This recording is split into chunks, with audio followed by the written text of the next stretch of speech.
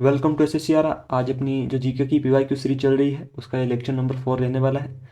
हम हर एक जो हमारा लेक्चर है उसमें 50 क्वेश्चन लेते हैं और हर एक सब्जेक्ट का हम उसमें इंक्लूड करते हैं। हिस्ट्री का भी, पॉलिटी का भी, आपको पता है, सब कुछ हम उसमें कवर करते हैं, ठीक है। और अभी तक जो दोस्त जुड़े हुए हैं उन्हें पता भी है कि कैसे इंपॉर्टेंट ये क्वेश्चन है आपके, क्योंकि ये जो सारे क्वेश्चन है वो भी आपकी जो रिसेंट में जो एसएससी की एग्जाम हुई है 2025 में, उनके प्रश्न हैं जो उनमें पूछे गए हैं। तो आपको देखना तो पड़ेगा, चाहे यहाँ से देखो चाहे कहीं से देखो, क्योंकि एग्जाम में अगर आपको अपियर होना है और आपको उससे पास करना है, आपको सिलेक्शन लेना है, तो ये चीज़ें आपको करनी पड़ेंगी, क्योंकि क्वेश्चन यहीं से बनते हैं। और ये नहीं कि ये मैं अपनी ओर से करवा रहा हूँ कि भाई मैंने बना के मतलब ये मतलब मैं अपने मन से उठा के लाया हूँ, नहीं। ये वो पीवाईक्यूज हैं जो पूछे गए हैं आपके, ठीक है। रिस्क लेके मैं ये काम कर रहा हूँ, आपको पता है कि ये चीज़ें अभी मनाही है इन चीज़ों की। बट किस लिए कर रहा हूँ? इसलिए कर रहा हूँ कि भाई आपका भी हो जाए कुछ भला है।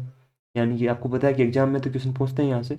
तो आपके पास दो ऑप्शन है, एक तो ये कि आप इस क्लास को पूरा देखें, एक आपके पास ये ऑप्शन है कि आप इसे यहीं पे काट दें, आप चले जाएं इंस्टाग्राम पे रील स्क्रॉल करें, या आप कोई और चीज़ देख लें, वो आपकी मर्जी है और मैं आपको रोकने वाला होता भी कौन हूँ।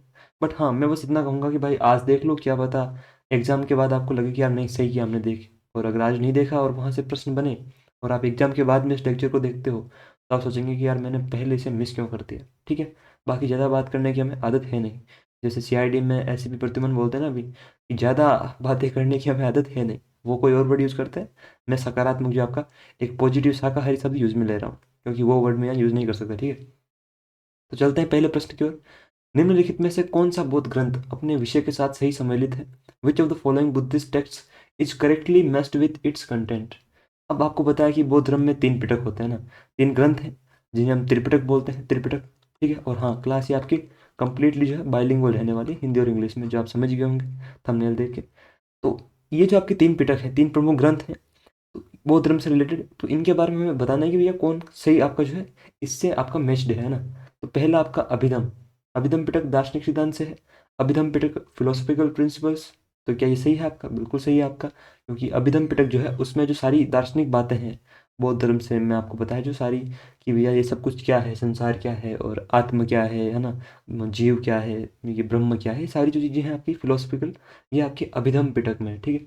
क्योंकि आप आदमी के अभिमान को तोड़ने के लिए, आपको पता है कि दार्शनिक आदमी के अभिमान को तोड़ देते हैं, क्योंकि दार्शनिक क्या बोलते हैं कि तुम कुछ नहीं हो, तुम्हारा कोई अस्तित्व नहीं है, मैं कुछ नहीं है, तुम सभी चेतना हो, कॉन्शियसनेस हो।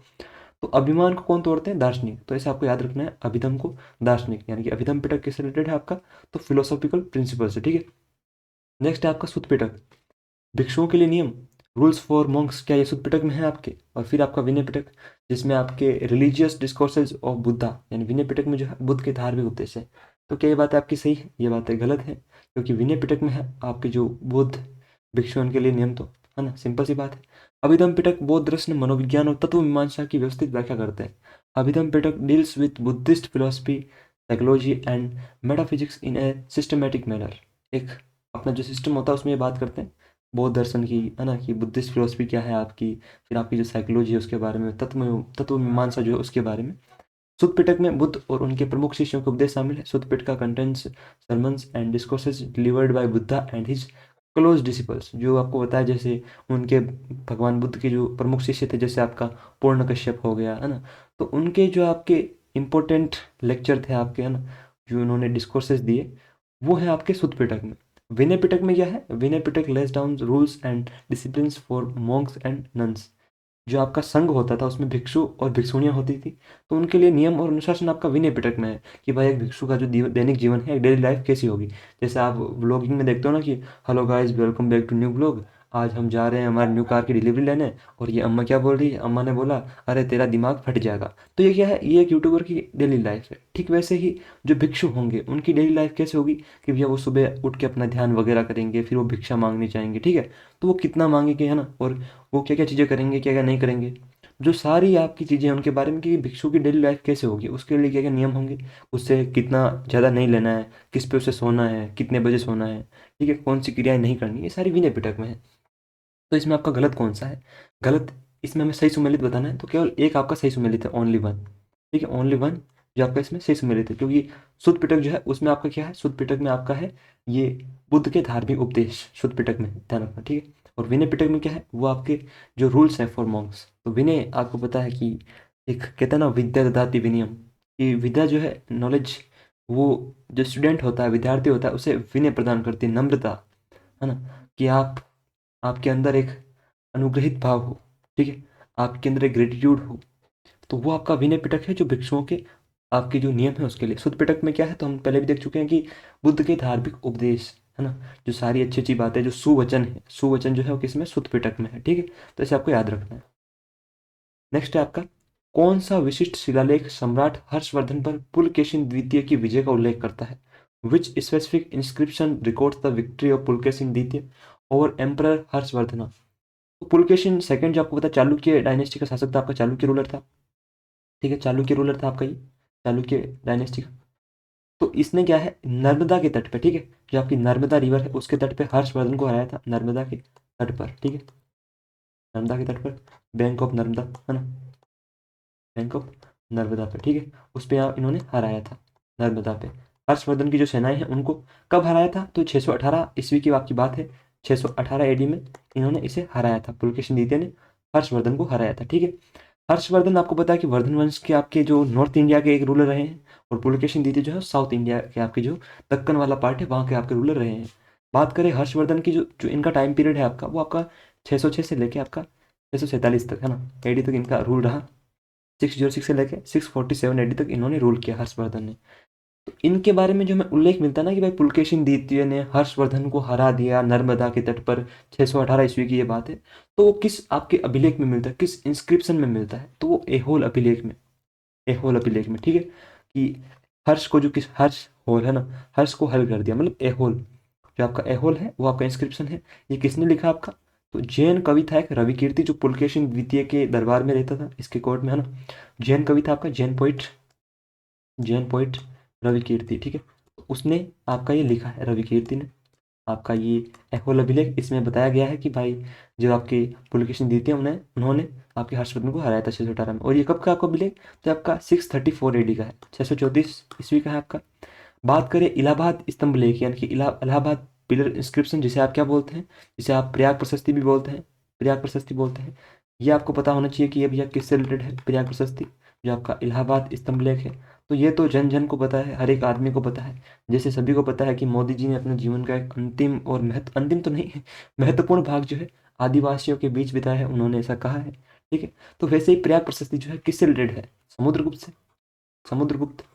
प्रयाग में क्या है आपका, प्रयाग में पानी पानी है, पानी ज़्यादा कहाँ होता है, समुद्र में, तो समुद्रगुप्त, ठीक है, समुद्रगुप्त जो है गुप्त वंश के, उनसे आपका रिलेटेड है, समुद्रगुप्ता से, समुद्रगुप्ता से। किसने लिखा है ये, तो ये लिखा है, इनके दरबारी थे हरिशेन, उन्होंने, ठीक है, हरिशेन ने ये लिखा है, हरिशेन आपका प्रयाग प्रशस्ति, ठीक है, हरिसेना ने, हरिसेना, ठीक।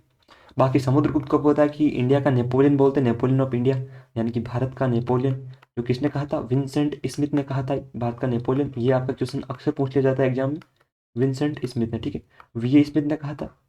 बात करें आपके हर्षवर्धन की, तो हर्षवर्धन आपको पता है कि नॉर्थ इंडिया में एक इनका इंपॉर्टेंट रूल रहा, इनके टाइम ह्वेनसांग आए, और इनके बारे में काफ़ी चीज़ें, जैसे आपको पता है कि इन्होंने खुद पुस्तकें लिखी, ठीक है, जैसे आपको पता है कि नागानंद रत्नावली प्रियदर्शिका ये इन्होंने लिखी, और इनके जो दरबारी थे बाणभट्ट, उन्होंने लिखा आपका हर्षचरित कादम्बरी।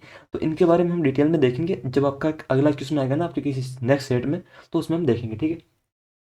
और बिलसाड़ वाला दामोदरपुत्र ताम्रपत्र जो है ये आपके गुप्तों से रिलेटेड है, लेकिन ये आपका इसका डिस्क्रिप्शन आपका जो इसका है इसके बारे में नहीं है, गुप्तों से है, ठीक है, बिलसाड़ और दामोदरपुत्र वाला। 634 ईस्वी का एहोल अभिलेख, जिसे रवि कीर्ति ने लिखा है, जो आपको मैंने बताया कि एक जैन पोइट था, पुलकेशिन द्वितीय की हर्षवर्धन पर विजय का वर्णन करता है, कि भाई पुलकेशिन द्वितीय जो है उसे जीत मिली है, हर्षवर्धन को हार मिली है। इलाहाबाद स्तंभ लेख समुद्रगुप्त की विजयों का वर्णन करता है, ये हमें पता है। और दामोदरपुर का जो आपका ताम्रपत्र है वो गुप्तकालीन प्रशासन से संबंधित है, यानी कि Damodarpur copper plates belong to the Gupta period administration, तो ये उससे संबंधित है आपका दामोदरपुत्र वाला। और ये जो आपका बिलसाड़ वाला है ये किससे है, तो ये कुमार गुप्त से, ध्यान रखना ना, कुमार गुप्त जो गुप्त वंश का था आपका, उससे रिलेटेड है, ठीक। बाकी बात करें पुलकेशिन द्वितीय की, तो पुलकेशिन द्वितीय जो है आपका पुलकेशिन सेकंड, इसे किसने हराया और कब मार दिया, तो बात है आपकी 640 एडी की, 642 एडी, सॉरी 642 एडी की, यानी 642 ईस्वी की। तो मैंने आपको जैसे कल वाली क्लास में बताया था कि नरसिंह वर्मन प्रथम ने, नरसिंह वर्मन ने, जो पल्लव आपका रूलर था एक पल्लव वंश का, नरसिंह वर्मन फर्स्ट ने, ठीक है, फर्स्ट ने आपका इसे पुलकेशिन द्वितीय को हरा के मार दिया, ठीक है, मार दिया, पुलकेशिन को मार दिया। और उस टाइम चालुक्यों की जो आपकी कैपिटल थी, वो कैपिटल थी आपकी वातापी। तो वातापी को कन्क्वर करने वाला, है ना, वातापी को जीतने वाला, उसका विनाश करने वाला, ये उपाधि ली किसने? नरसिंह वर्मन ने। क्या ली? वातापी कोंडा, ठीक है, वातापी कोंडा, कि भैया वातापी का विनाश करने वाला, वातापी को जीतने वाला। तो ये आपका नरसिंह वर्मन फर्स्ट, ठीक। बाकी ह्वेनसांग जो आपका वो दक्षिण में आ गया था, नरसिंह वर्मन के दरबार में भी गया था। हर्षवर्धन के भी यहाँ था ह्वेनसांग, जिसने आपकी कौन सी पुस्तक लिखी? तो वो लिखी उन्होंने, ह्वेनसांग ने, सी यू की। मैं यहाँ लिख भी देता हूँ, है ना, आपको याद रहेगा, आगे आपके लिए इंपॉर्टेंट रहेगा। तो ह्वेनसांग ने लिखा आपका सी यू की, ठीक, सी यू की लिखा। और फाहियान ने कौन सी लिखी वो भी आपको बता दूं मैं यहाँ पे। तो फाहियान, जैसा कि नाम के आगे फे है, तो इसकी पुस्तक भी फे से शुरू होती है, ठीक है। फाहियान ने लिखी फा क्यों की, है ना, फा क्यों की, ये आपकी फाहियान ने लिखी फा क्यों की, ठीक। आगे चलते हैं नेक्स्ट क्वेश्चन पे। इलांगो अदगिर ने किस प्राचीन तमिल महाकाव्य की रचना करी? Which ancient Tamil epic was authored by Ilango Adigal? तो वो कौन सा था? तो इलांगो अदगिर ने आपका लिखा शिल्पाधिकारम, जो आपको पता है कि कोवलन और कणगी की उसमें कहानी है, जो आपके साउथ इंडिया में एक व्यापारी हुआ करता था उस टाइम की, आपकी इंपॉर्टेंट आपकी एक तमिल महाकाव्य की जो है, तमिल आपका जो लिटरेचर है उसमें इंपॉर्टेंट ये आपकी पुस्तक मानी जाती है, शिल्पाधिकारम, इलांगो अदगिर ने लिखी। मणिमेखले शीतले सत्तार ने लिखी, आपको पता है शीतले सतनार ने, ये उन्होंने लिखी, सत्यनारायण ने, सत्यनारायण ने, ठीक है, शीतले सत्यनारायण ने लिखी। और ये आपको पता है कि ये सारी चीज़ें जो हैं, आपका जो संगम एज था उस टाइम से आपकी रिलेटेड है। बात करें संगम एज की, संगम युग की, तो उस टाइम में आपका जो संगम, है ना, संगम जो युग था आपका, संगम एज, उस टाइम आपको पता है कि 3 संगम हुए, संगम एज, 3 संगम हुए, जिसमें से आपको पता है कि फर्स्ट कहाँ हुआ? तो वो मदुरै में हुआ, मदुरै में, आज की जो मदुराई है वहाँ पे मदुरै में, ठीक। सेकेंड आपका कहाँ हुआ? तो कपाटपुरम में हुआ, कपाटपुरम, कपाटपुरम। और थर्ड कहाँ हुआ? वापस आपका मदुरै में हुआ, ठीक है, मदुरै में। और किसके संरक्षण में हुआ था ये? तो आपके जो पांड्या रूलर्स थे उन्होंने इन्हें सपोर्ट किया, ठीक है। और आपका जो फर्स्ट और सेकंड वाला है वो लगभग मिट चुके हैं, थर्ड की कुछ चीज़ें आपकी बची हुई हैं। फर्स्ट तो आपका पूरा ही गायब है, इसके बारे में कहते हैं कि जो आपके देवता वगैरह जो है उसमें अप्सराओं ने भाग लिया था। बाकी एक तोलक का पीएम भी आपकी इंपॉर्टेंट कृति बनती है यहाँ से, जो आपकी तमिल ग्रामर की एक बुक थी, ठीक है। शिल्पाधिकारम की रचना इलांगो अदगिल ने की थी, और ये कन्नगी की कथा पे आधारित है। Silappadikaram was authored by Ilango Adigal and narrates the story of Kannagi, Kovalan और कनगी, ठीक है। एक आपका कोवलन था और कनगी थी, कोवलन और कनगी, इनकी ये कहानी है कि ये कैसे जाके प्यार में पड़ जाता है ना। कोवलन जो है व्यापारी, किसी दूसरे के, जो एक विवाहित आदमी होता है फिर भी। मणिमेखले की रचना शीतले सत्यनारायण ने की, और ये बौद्ध धर्म को बढ़ावा देती है। Manimekalai was written by Satyanarayana and promotes Buddhism. Silappadikaram Tamil साहित्य के 5 महान महाकाव्यों में से एक है। Silappadikaram is one of the 5 great epics of Tamil literature, ठीक है, तो इसमें इसका नाम आता है शिल्पाधिकारम का। सी.आर. दास द्वारा लिखित पुस्तक इंडिया फॉर इंडियंस का प्राथमिक उद्देश्य क्या था? What was the primarily objective of the book India for Indians written by C R. Das? C R. Das यानी चित्तरंजन दास, ठीक, चित्तरंजन दास। आपको पता है कि इन्होंने स्वराज पार्टी की स्थापना में महत्वपूर्ण भूमिका निभाई थी। चित्तरंजन दास जी की पुस्तक है। तो पहला ऑप्शन बोलता है हिस्ट्री ऑफ एंशियंट एम्पायर्स, प्राचीन साम्राज्यों का इतिहास। ये क्या बात हुई है? इंडिया फॉर इंडियंस, प्राचीन साम्राज्य, प्राचीन साम्राज्य तो बहुत हैं। आपके बाहर से जो आक्रमणकारी आए हैं, जैसे इंडो ग्रीक हो गए, क्या वो साम्राज्य नहीं थे? वो भी तो आपके एम्पायर थे, आपके पर्थियन, है ना, जो सारे थे। तो उनको तो इंडियंस थोड़ी बोल सकते, हम नहीं बोल सकते, आपका ऑप्शन एलिमिनेट होता है यहाँ से। नेक्स्ट है आपका स्टडी ऑफ इकोनॉमिक रिफॉर्म्स, तो ये भी आपका रॉन्ग है।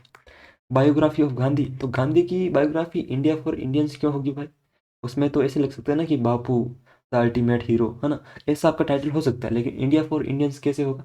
तो ऑप्शन सी जो आपको बचता है, advocacy for Indian self rule, भारतीय स्वशासन की वकालत, कि भाई इंडिया जो है उसे इंडियन खुद चला सकते हैं, अपने दम पे चला सकते हैं, गोरों की कोई ज़रूरत नहीं है हमें हैंडल करने की, हम इतने काबिल हैं कि हम खुद ये शासन चला सकते हैं। तो ये आपकी बुक है इंडिया फॉर इंडियंस, भारत भारतीयों के लिए। किसने लिखी? सी.आर. दास ने, चित्तरंजन दास ने, ठीक। सी.आर. दास ने इंडिया फॉर इंडियंस, भारतीय स्वशासन, यानी कि हम खुद रूल कर सकते हैं। स्वशासन का मतलब क्या होता है? सेल्फ रूल, है ना। इंडियन सेल्फ रूल पे आपकी ये स्वराज और इंडियन सेल्फ रूल पे आपकी बुक, आपकी जो है प्रमुख इसकी थीम थी, ठीक है। स्वराज क्या होता है? कि खुद का राज, स्व यानी खुद, राज यानी हमारा शासन, तो खुद का शासन जो होता है उसे बोलते हैं स्वराज। सी.आर. दास स्वराज पार्टी 1923 के प्रमुख नेता थे। आपको पता है कि इंपॉर्टेंट लीडर थे आपके स्वराज पार्टी के 1923 में। और सी.आर. दास हो गए आपके, और कौन थे? मोतीलाल नेहरू भी थे, है ना, मोतीलाल नेहरू, ठीक है, मोतीलाल नेहरू। तो इनका यहाँ पे 2 आदमियों का प्रमुख नाम आता है आपका, मोतीलाल जी का, है ना, मोतीलाल नेहरू, जो आपके नेहरू चिच्चा के फादर थे, मोतीलाल नेहरू, ठीक। वे 1924 में कलकत्ता के मेयर बने। कौन? सीआर दास। प्राचीन सभ्यता के संदर्भ में चनहुदड़ो किस गतिविधि का एक प्रमुख केंद्र था? In the context of ancient civilisation Chanhudaro was a prominent centre of which activity? तो किस चीज़ का था भाई वो? क्या कृषि का था? एग्रीकल्चर का? तो नहीं, एग्रीकल्चर तो होती थी पर यहाँ पे आपका नहीं था। एग्रीकल्चर के लिए अगर हम देखें तो आपका इंपॉर्टेंट नाम आता है कालीबंगन का, ठीक है। कालीबंगा का नाम इंपॉर्टेंट उभर के आता है। क्यों क्यों आता है भाई कालीबंगा का? क्योंकि कालीबंगा में हमें जुते हुए खेत मिले हैं, ठीक है। कालीबंगन जो आपकी कहाँ पे है? कालीबंगन ये आपकी राजस्थान में है। राजस्थान का जो हनुमानगढ़ डिस्ट्रिक्ट है वहाँ पे, ठीक है। हनुमानगढ़ डिस्ट्रिक्ट में, हनुमानगढ़ में जो जिला है वहाँ पे, डिस्ट्रिक्ट है जिला हनुमानगढ़, वहाँ की मिली है। कब की गई थी कालीबंगन की खोज? तो 1952 में, 1952 में किसने करी थी?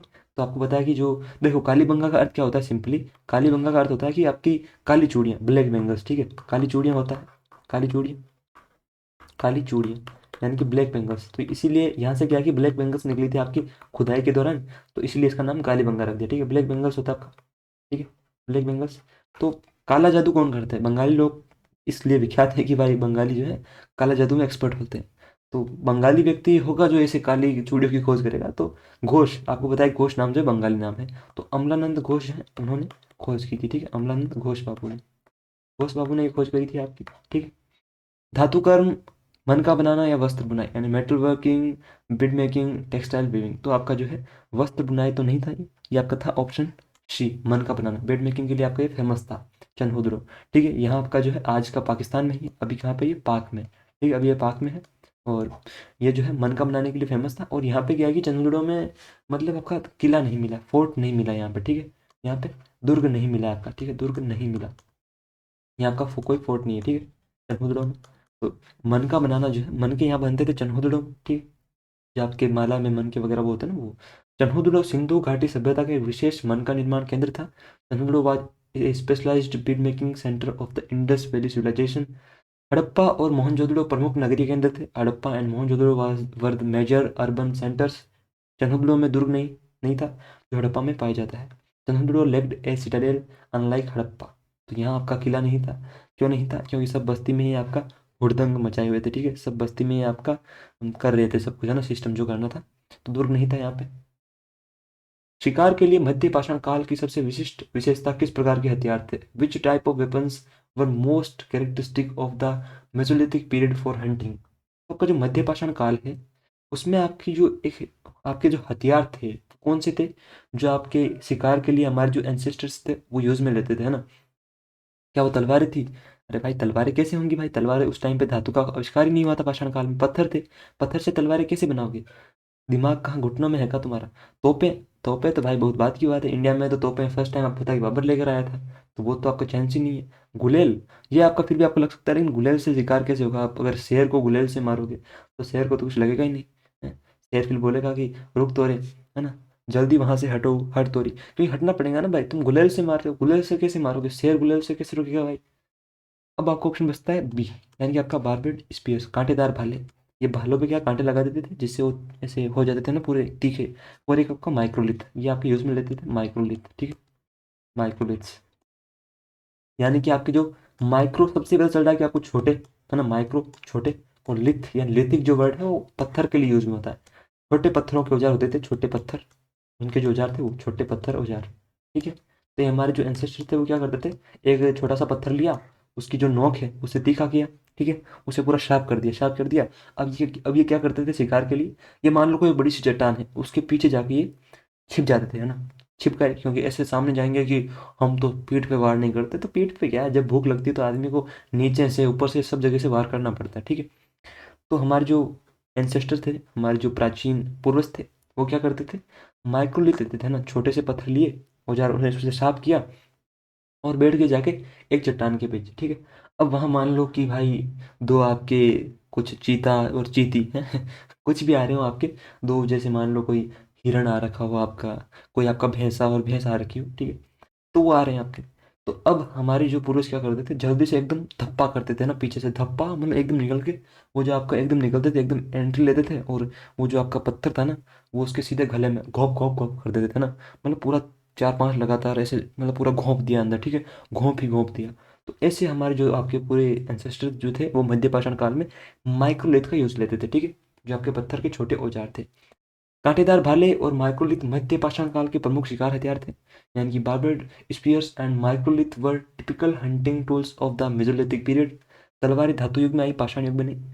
Swords appear in the middle age not the stone age. ये तो सिंपल सी बात है भाई, तलवारें पत्थर से तो बनती नहीं है, धातु से बनती हैं। पत्थर के युग में तलवारें कैसे आ जाएंगी, ये तो आपका एलिमिनेट वैसे भी होता है। मध्य पाषाण काल शिकार से प्रारंभिक कृषि की ओर संक्रमण दर्शाता है। Mesolithic period shows the transition from hunting too early farming, यानी कि उसकी ओर बढ़ रहा है मानो। लेकिन प्रारंभिक कृषि जो करी आपकी वो कब करी, वो आपकी करी इसने नियोलिथिक पीरियड में, ठीक है, ध्यान रखना, नियोलिथिक में, यानी कि आपका जो नवपाषाण है उसमें करी है ना। नवपाषाण में जो है आपकी प्रारंभिक कृषि करी है, ठीक है। लेकिन जो संक्रमण काल है ना वो इसी ओर है, क्योंकि आपका जो पेलियोलिथिक था, यानी कि जो पूरा पाषाण था पेलियोलिथिक, उसमें आपका ये पूरी तरीके से शिकार करता था, ठीक है। फिर ये धीरे धीरे थोड़ा आगे बढ़ा है ना मध्य पाषाण काल में, कि भैया शिकार को थोड़ा छोड़ा, कृषि की और ये खोज करने लगा। लेकिन जो आपकी कृषि जो है, एग्रीकल्चर जो आपकी फार्मिंग है, वो आपकी स्टार्ट कब हुई, तो नियोलिथिक पीरियड में, ठीक है, ध्यान रखना। एक आपका जो स्थान है वो अक्सर पूछ लेता है ये, जो आपका उसमें तीनों जो आपके है ना, ये मेटल एज, मतलब मेटल एज नहीं, स्टोन एज, उसके आपकी जो पेलियोलिथिक है, मेजोलिथिक है, नियोलिथिक है, तीनों के साक्ष्य वहाँ से मिलते हैं। तो वो कहाँ पे आपकी, वो भीमबेटका, ठीक है, भीमबेटका है। कहाँ पे आपका, ये एमपी में है। इसकी खोज किसने करी थी आपकी, तो ये 1957 में, 1957 में करी किसने, वीएस वाकणकर जी ने, ठीक है, वीएस वाकणकर जी ने करी थी, वाकणकर जी ने करी थी, ठीक है। आपका एमपी में है भीमबेटका। और यहाँ आपकी जो है तीनों युगों के जो है मतलब चित्रकारियाँ यहाँ से मिली है हमें, वॉल पेंटिंग जो है, यहाँ पे जो भित्ति चित्र हैं वो यहाँ से मिले हैं भीमबेटका से, ठीक है। वॉल पेंटिंग हमें यहाँ से मिली है, वॉल पेंटिंग, ठीक है। वॉल पेंटिंग यहाँ से मिले, दीवार पे चित्र बना रखे हैं अलग अलग क्रियाओं के करते हुए, जैसे अवधोजा बोलते हैं ना, अवधोजा सर की एक अद्भुत प्रक्रिया है, क्रांतिकारी प्रक्रिया है। तो सारे जो चित्र हैं वो यहाँ शिकार करते हुए सब कुछ यहाँ पे बना रखे हैं आपके, जो हमारे पुरुष थे उन्होंने, जब फुर्सत थी तो क्या करते, चित्र बनाते थे आराम से, ठीक है। और भीमबेटका को जो यूनेस्को में कब आपका इंक्लूड किया गया, यूनेस्को में, यूनेस्को साइट, यानी कि यूनेस्को की जो वर्ल्ड हेरिटेज साइट है वो यूनेस्को में, तो 2003 में, है ना, 2003 में, ध्यान रखना। पुराना किला के निर्माण में मुख्य रूप से किन निर्माण सामग्रियों का उपयोग किया गया था, which building materials were primarily utilised in the construction of Purana Qila. तो कौन सा था वो, ग्रेनाइट और चूने का प्लास्टर था, ग्रेनाइट एंड लाइम प्लास्टर नहीं। कंक्रीट और लाल ईंटें, ये भी नहीं था आपका। बलुआ पत्थर और संगमरमर, सैंडस्टोन एंड मार्बल, क्या ये था। ये आपका लकड़ी और टेराकोटा, वुड एंड टेराकोटा, लकड़ी और टेराकोटा। तो पुराना जो आपका हुमायूं का जो शेरशाह काल में आपका पुराना किला बना था वो बलुआ पत्थर और संगमरमर से बना है। Purana Qila was built using red sandstone and marble during Humayun Sher Shah period. तो हुमायूं आपको बताया कि मुगल वंश का, और शेरशाह जो है अफगान वंश का शासक था। इनके टाइम इन्होंने पुराना किला बनाया जो एक रेड सैंडस्टोन और संगमरमर से आपका बनाया हुआ था, ठीक है, मार्बल से। लाल किले में मुख्यतः लाल बलुआ पत्थर का उपयोग है, यानी आपको जो रेड फोर्ट है उसमें आपका रेड सैंडस्टोन। और जो पुराना किला है वो दीनपनाह नगर में स्थित है, एसोसिएटेड विद दीनपनाह सिटी। और ये किसने बसाई थी आपकी सिटी, तो ये हुमायूं ने, दीनपनाह, हुमायूं ने जो इसे बसाया था, आपको पता है हुमायूं ने। और यहीं से हुमायूं घिरा भी था, दीनपनाह सिटी में इसने दीनपनाह पुस्तकालय बना रखा था। तो नशे में धुत था आपका हुमायूं। हुमायूं कहता है कि भैया अपने तो हो रहे नशे। तो ये क्या है, सीढ़ियों से गिर के फिर मर गया, चोट आ गई इसको तो मर गया, ठीक है। तो आपका रेड सैंडस्टोन और आपका क्या यूज हुआ इसमें, आपका मार्बल, ठीक है। तो ऑप्शन इसका सी करेक्ट होगा, सैंडस्टोन एंड मार्बल। उपनिषदों में आत्मा शब्द का प्रयोग किसे दर्शाने के लिए किया गया है, the term Atman in Upanishad is used to represent. तो क्या दिखाता है आत्मा, क्या अनुष्ठानिक अग्नि दर्शाता है, रिचुअल फायर, ये तो गलत है भैया, वो तो आपको यज्ञ में होता है आत्मा, उसका क्या संबंध है। सुप्रीम कोर्ट सर्वोच्च देवता, ये भी नहीं है, सुप्रीम अलग अलग मानते हैं, हिंदू अलग मानते हैं, मुसलमान अलग मानते हैं, और उपनिषदों की बात करें तो अलग अलग मानते हैं, सुप्रीम कोर्ट तो नहीं मानते। क्या वर्ल्डली नॉलेज जो आपका सांसारिक ज्ञान है उसे आत्मा बोलते हैं। कैसी बातें कर रहे हो, कैसी बहकी बहकी बातें करते हो, ये तो गलत है। ऑप्शन सी बचता है आंतरिक स्वयं या आत्मा, द इनर सेल्फ और सोल, यानी कि आंतरिक स्वयं या आत्मा। तुम्हारे भीतर जो असली है, जो मालिक है, आत्मा, आत्मा यानी तुम्हारे अंदर का है ना, आंतरिक स्वयं, द इनर सेल्फ और सोल, उसे बोलते हैं आत्मा। उपनिषद बात करते हैं तत्त्वम असी की, ठीक है। उपनिषद किसकी बात करते हैं, तत्त्वम असी, असी, यानी कि तुम वही हो, तुम ही वही हो, ये इसकी बात करता है आपका तत्त्वम असी। कि भाई जिसकी तुम खोज कर रहे हो, जिसे तुम भगवान मानते हो, मतलब जो भी है ना आपका, आप जिसे सब खोज रहे हो वो तुम ही हो, तत् तुम असी, अहम ब्रह्मास्मि। तो ये तो तुम असी, असी जो है ये आपका उपनिषदों से आता है आपका। कि भाई तुम ही वही हो, तुम ही वही हो, तुम ही वही हो, ये इसकी बात करता है। बाकी देखो ज्ञान जो है, नॉलेज, वो केवल आपका अनुभव किया जा सकता है ना, एक्सपीरियंस, ये बताने की चीज़ नहीं होती, क्योंकि उपनिषदों में कहा गया है कि सत्य जो है वो बताया नहीं जा सकता। ठीक है, क्योंकि कैसे बताएंगे आप सत्य, क्योंकि सत्य जो है इस संसार की सभी धाराओं से परे है, भाषाओं से परे है, क्योंकि वो चीज़ ही ऐसी है, तो उन्हें तुम इस संसार की भाषाओं में डिस्क्राइब करोगे कैसे। तो नॉलेज जो है वो एक्सपीरियंस किया जा सकता है, अनुभव। ठीक है, ऐसे नहीं होता। तो तुम ही वही हो, इसकी बात करते हैं आपके उपनिषद। ठीक है, 108 उपनिषद आपके बताया, आपको 108 है संख्या में।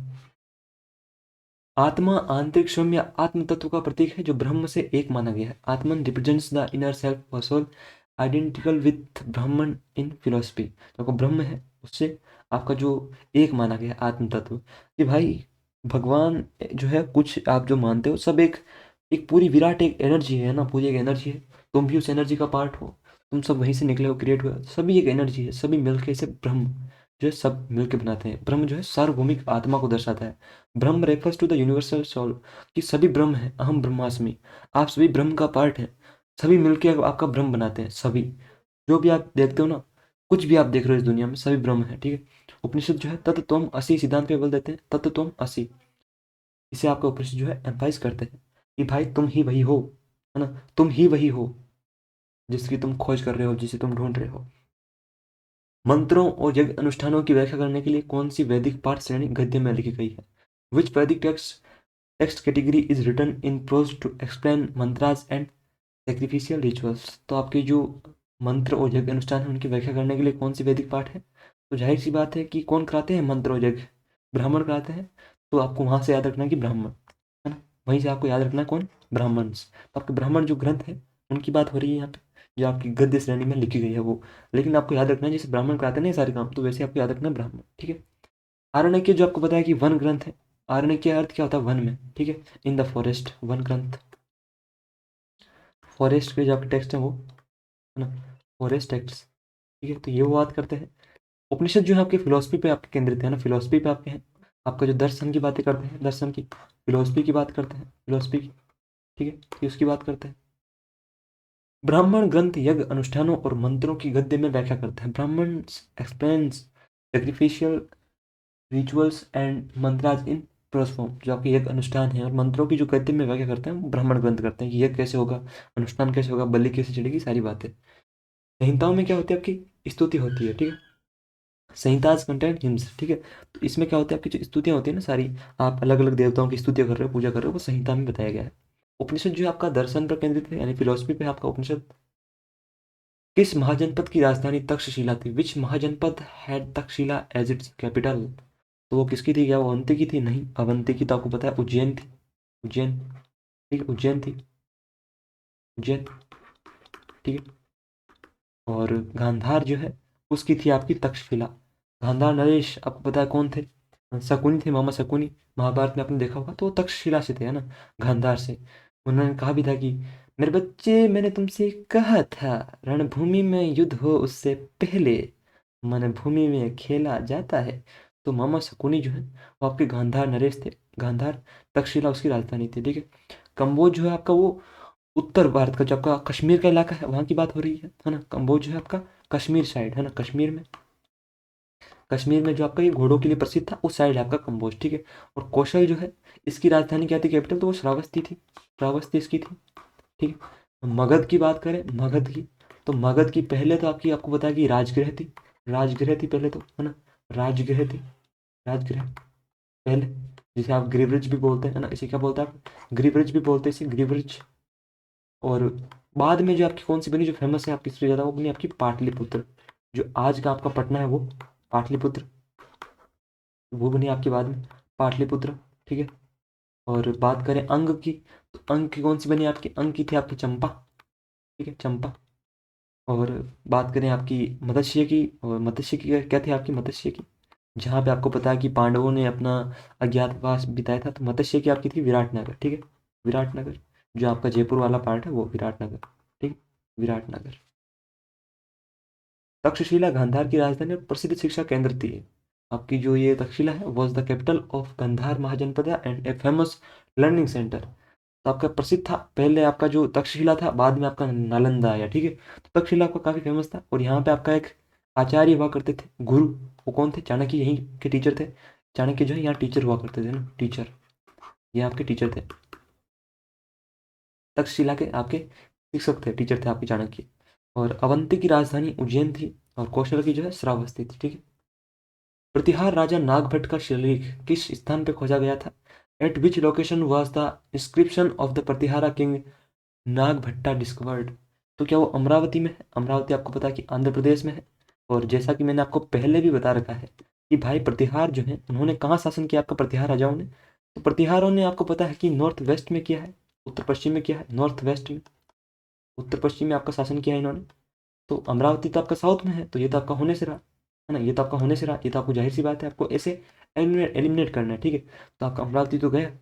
आगरा जो है वो आपको पता है कि है, हमने माना कि आगरा भी नॉर्थ इंडिया में है, लेकिन प्रतिहारों का जो शासन था ना आपका, वो लगभग आपका राजस्थान गुजरात तक सीमित था।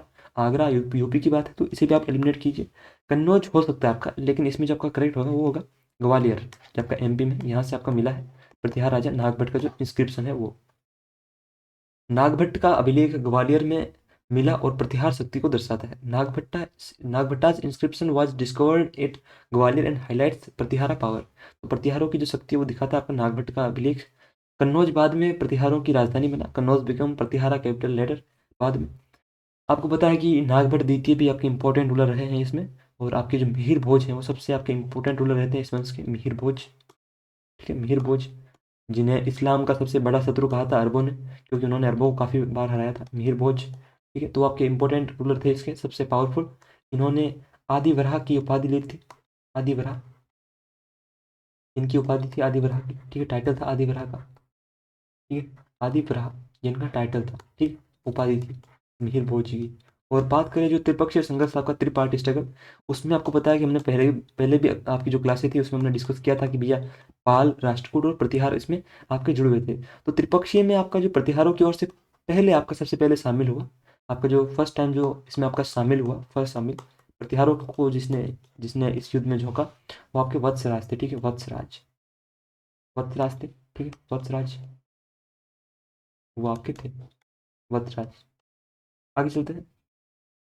किस मुगल सम्राट को भारत में उद्यानों की चार बाग शैली शुरू करने का श्रेय दिया जाता है? Which Mughal emperor is credited with introducing the Char Bagh style of gardens to India? कि भाई आपके जो बगीचा है उसमें चार अलग अलग आपकी बांट दिया बागों में, और बीच में से आपकी जो जल नहरें निकल रही है, और सुंदर सुंदर एक आपका रोमांटिक सा मौसम हो रहा है ना, मौसम तो ऐसा हो रहा है जैसे दिल गार्डन गार्डन।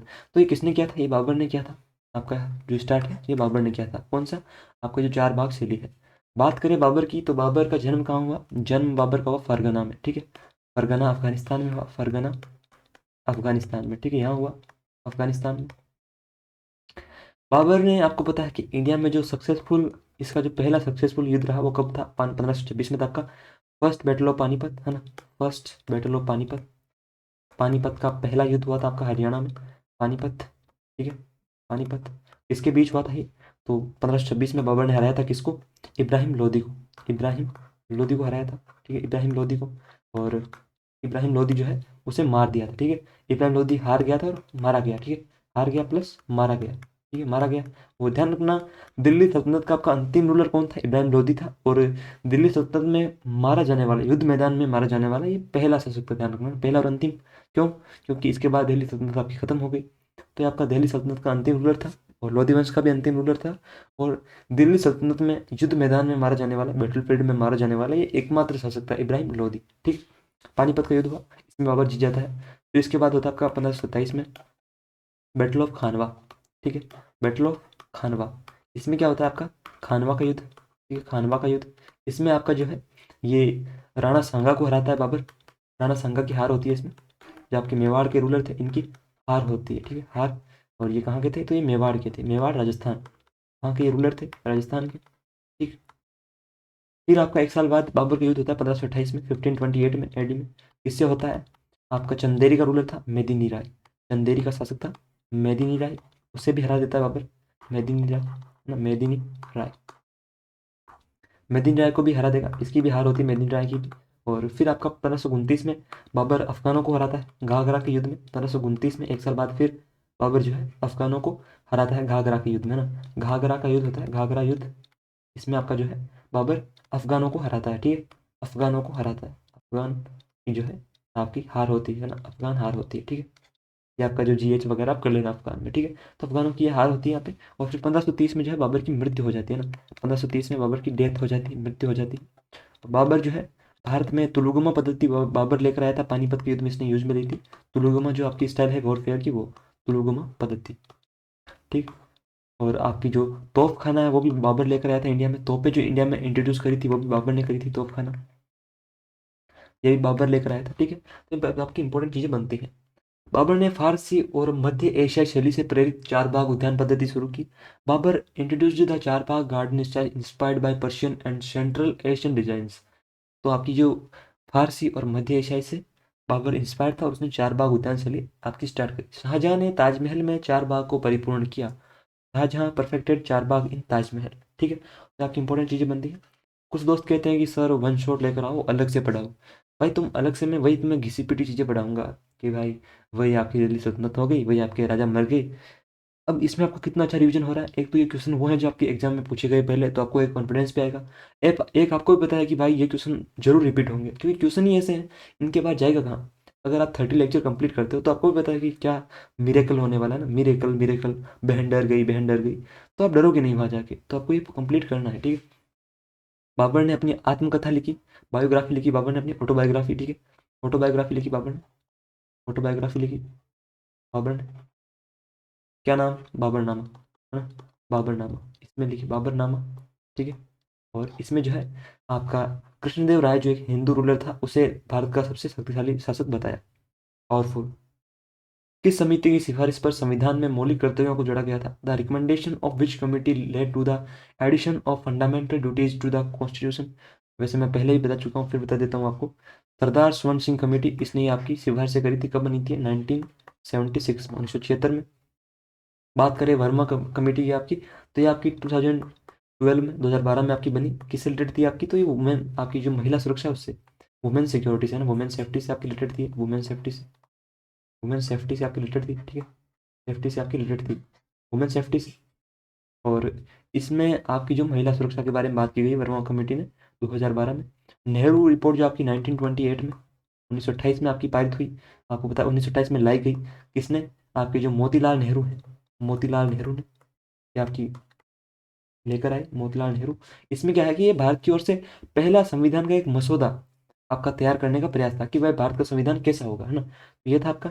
और सरकारिया कमीशन जो आपको पता है कि इसकी जो है 1983 में स्थापना हुई, और 1988 में इसने अपनी रिपोर्ट दी, ठीक है, रिपोर्ट आपकी पेश करी, ठीक है। और ये आपको पता है कि जो सेंट्रल स्टेट रिलेशन है, केंद्र राज्य संबंध पे थी। और इंटर स्टेट काउंसिल की जो इसने सिफारिश करी थी, आपको पता है कि इंटर, एक सेकेंड, ये क्या जादू हो गया, इंटर स्टेट काउंसिल जो है उसकी सिफारिश यहाँ से की गई थी, ठीक है, इंटर स्टेट काउंसिल की, स्टेट काउंसिल, काउंसिल की यहाँ पे बात की गई थी सरकारिया कमीशन द्वारा। और नेहरू रिपोर्ट जो है भारत की ओर से पहला एक ऐसा प्रयास था संविधान का मसौदा तैयार करने का, कि भाई भारत का संविधान कैसा होगा, और भारतीय जो है वो खुद अपना संविधान बना सकते हैं। तो ब्रिटिशर्स को ये दिखाने के लिए कि देखो हम खुद अपना कर सकते हैं, तो ये नेहरू जी ने, मोतीलाल नेहरू ने आपका नेहरू रिपोर्ट 1928 में लेकर आए। मौलिक कर्तव्यों को 1976 में स्वर्ण सिंह समिति की सिफारिश पर संविधान में जोड़ा गया था। Fundamental duties were added to the constitution on the recommendation of the Sardar Swaran Singh committee इन 1976। और ये कहाँ से इंस्पायर थे आपके? तो जो USSR था उससे आपका ये इंस्पायर थे, ठीक है। उन्हें 42वें संविधान संशोधन अधिनियम 1976 द्वारा अनुच्छेद 51A में जोड़ा गया था। They were inserted by the 42nd constitutional amendment act 1976। और आपका आर्टिकल 51A जो है उसमें से जोड़ा गया था 51A में। और उसमें भी आपका जो पार्ट 4A है उसमें, ठीक है, पार्ट 4A आपका लाया गया, उसमें आपका इन्हें जोड़ा गया। और इसके बाद आपका जो 10 जोड़े गए थे उस टाइम, तो ये मूल रूप से आपके 10 जोड़े गए। और आपका जो 11वां था वो कब जोड़ा गया? 11वां जो है आपका वो आपका जोड़ा गया 86 आपका जो अमेंडमेंट था, 86 कब हुआ ये आपका? 2002 में, तो उसमें आपका जोड़ा गया। वर्मा समिति जो है न्यायिक जवाबदेही और सुधार से संबंधित थी, यानी कि आपकी वर्मा कमेटी कमेटी किससे थी?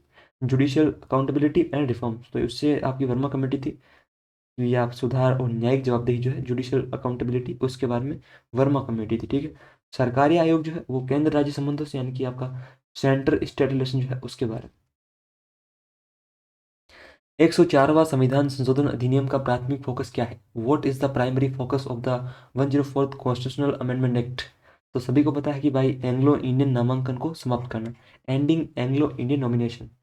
एंग्लो इंडियन क्या होता है कि जिनको आपको पता है जिनके पूर्वज जो थे, है ना, वो ब्रिटिशर्स वगैरह जो आपके बाहरी थे, यूरोपीय जो थे, वो इंडिया में रह रहे हैं, है ना। तो उनका एक कम्युनिटी है, उसे रिप्रेजेंट करने के लिए आपकी जो लोकसभा वगैरह है ना, और आपकी जो आपके राज्यों में विधानसभा है, वहाँ पे आपके एंग्लो इंडियन को नॉमिनेट किया जाता था। ठीक है, नॉमिनेट करते थे। लेकिन आपका जो 104th अमेंडमेंट था आपका 2019 में, 2019 में, उसने इसे समाप्त कर दिया कि अब इनकी कोई ज़रूरत नहीं है। ठीक है, विधान परिषदों का जो उन्मूलन वगैरह है, ये आपका जो गठन वगैरह है, आपको पता है कि आर्टिकल 169 की बात है। और डुअल सिटीजनशिप इंडिया में है ही नहीं, है ना, ये तो इंडिया में वैसे भी नहीं है, क्योंकि इंडिया में जो आपका सिंगल सिटीजनशिप है। ठीक है, ये आपका एंग्लो इंडियन का नामांकन समाप्त करता है, और इसने SC ST आरक्षण जो है आपका, SC ST का जो रिजर्वेशन है उसे आपका एक्सटेंड कर दिया। ठीक है, 10 सालों के लिए आपका जो आरक्षण होता है उसे। भारतीय संविधान में दोहरी नागरिकता की अनुमति नहीं है। Dual citizenship is not allowed under the Indian constitution. विधान परिषदों का प्रावधान जो है आपका आर्टिकल 169 में है। ठीक है, भारतीय संविधान का अनुच्छेद 131 निम्नलिखित में से किससे संबंधित है? Article 131 of the Indian constitution deals with which of the following? तो किसकी बात करता है आपका? क्या वो न्यायपालिका का पृथक्करण की बात करता है, सेपरेशन ऑफ जुडिशरी? ये तो आर्टिकल 50 में है आपका, है ना, आर्टिकल 50 में, कि भाई आपका जो है, आपका जो DPSP है उसमें बताया गया है, डीपीएसपी में। और आपका पार्ट 4 में है डीपीएसपी, पता ही है, पार्ट 4, उसमें बताया गया है कि न्यायपालिका का जो है कार्यपालिका से पृथक्करण होगा, है ना। जुडिशरी जो है आपकी एग्जीक्यूटिव से आपकी अलग रहेगी। ठीक है, इसके बारे में बात की गई। और सर्वोच्च न्यायालय का मूल क्षेत्राधिकार, original jurisdiction of the Supreme court, ये उसके बारे में है कि भाई आपके मान लो आपके दो स्टेट में लड़ाई हो गई ना, state versus state, state versus state. ठीक है, इसमें आपकी लड़ाई हो गई, आपका मान लो कि पंजाब और उत्तर प्रदेश में लड़ाई हो गई। तो ऐसा तो है नहीं कि भाई पंजाब हाई कोर्ट जो है वो इसमें आपकी सारी सुनवाई करेगी, तो ये पंजाब के हक में हो गया। और अगर यूपी हाई कोर्ट करेगी तो यूपी के हक में जाएगा। तो स्टेट वर्सेज स्टेट के जो आपके मुद्दे होते हैं ना, राज्य वर्सेज राज्य, राज्य बनाम राज्य के जो मुद्दे होते हैं, ये जो लड़ाइयाँ होती है, इनका जो मामला है वो केवल आपका जो सुप्रीम कोर्ट है वही सुलझाता है ना, ये उसका मूल क्षेत्राधिकार है, ओरिजिनल जुरिस्डिक्शन है। एक आपका होता है सेंटर वर्सेज स्टेट, यानी कि आपका केंद्र, और उसके आपका जो राज्य है उसके बारे में आपकी जो लड़ाई होगी, ये आपका स्टेट वाला जो है, ये इसके बीच भी आपका काम में आता है।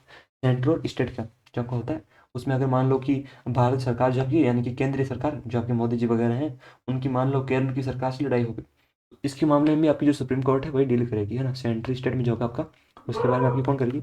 वो भी आपकी स्टेट ही करेगी। ठीक है, सेंट्रल स्टेट में आपका स्टेट ही करेगी। इंटर स्टेट काउंसिल जो है अंतर्राज्यीय परिषद, ये आपका आर्टिकल 263 में, आपको पता है आर्टिकल 263 में, ये CGL में भर भर के पूछा गया था आपका।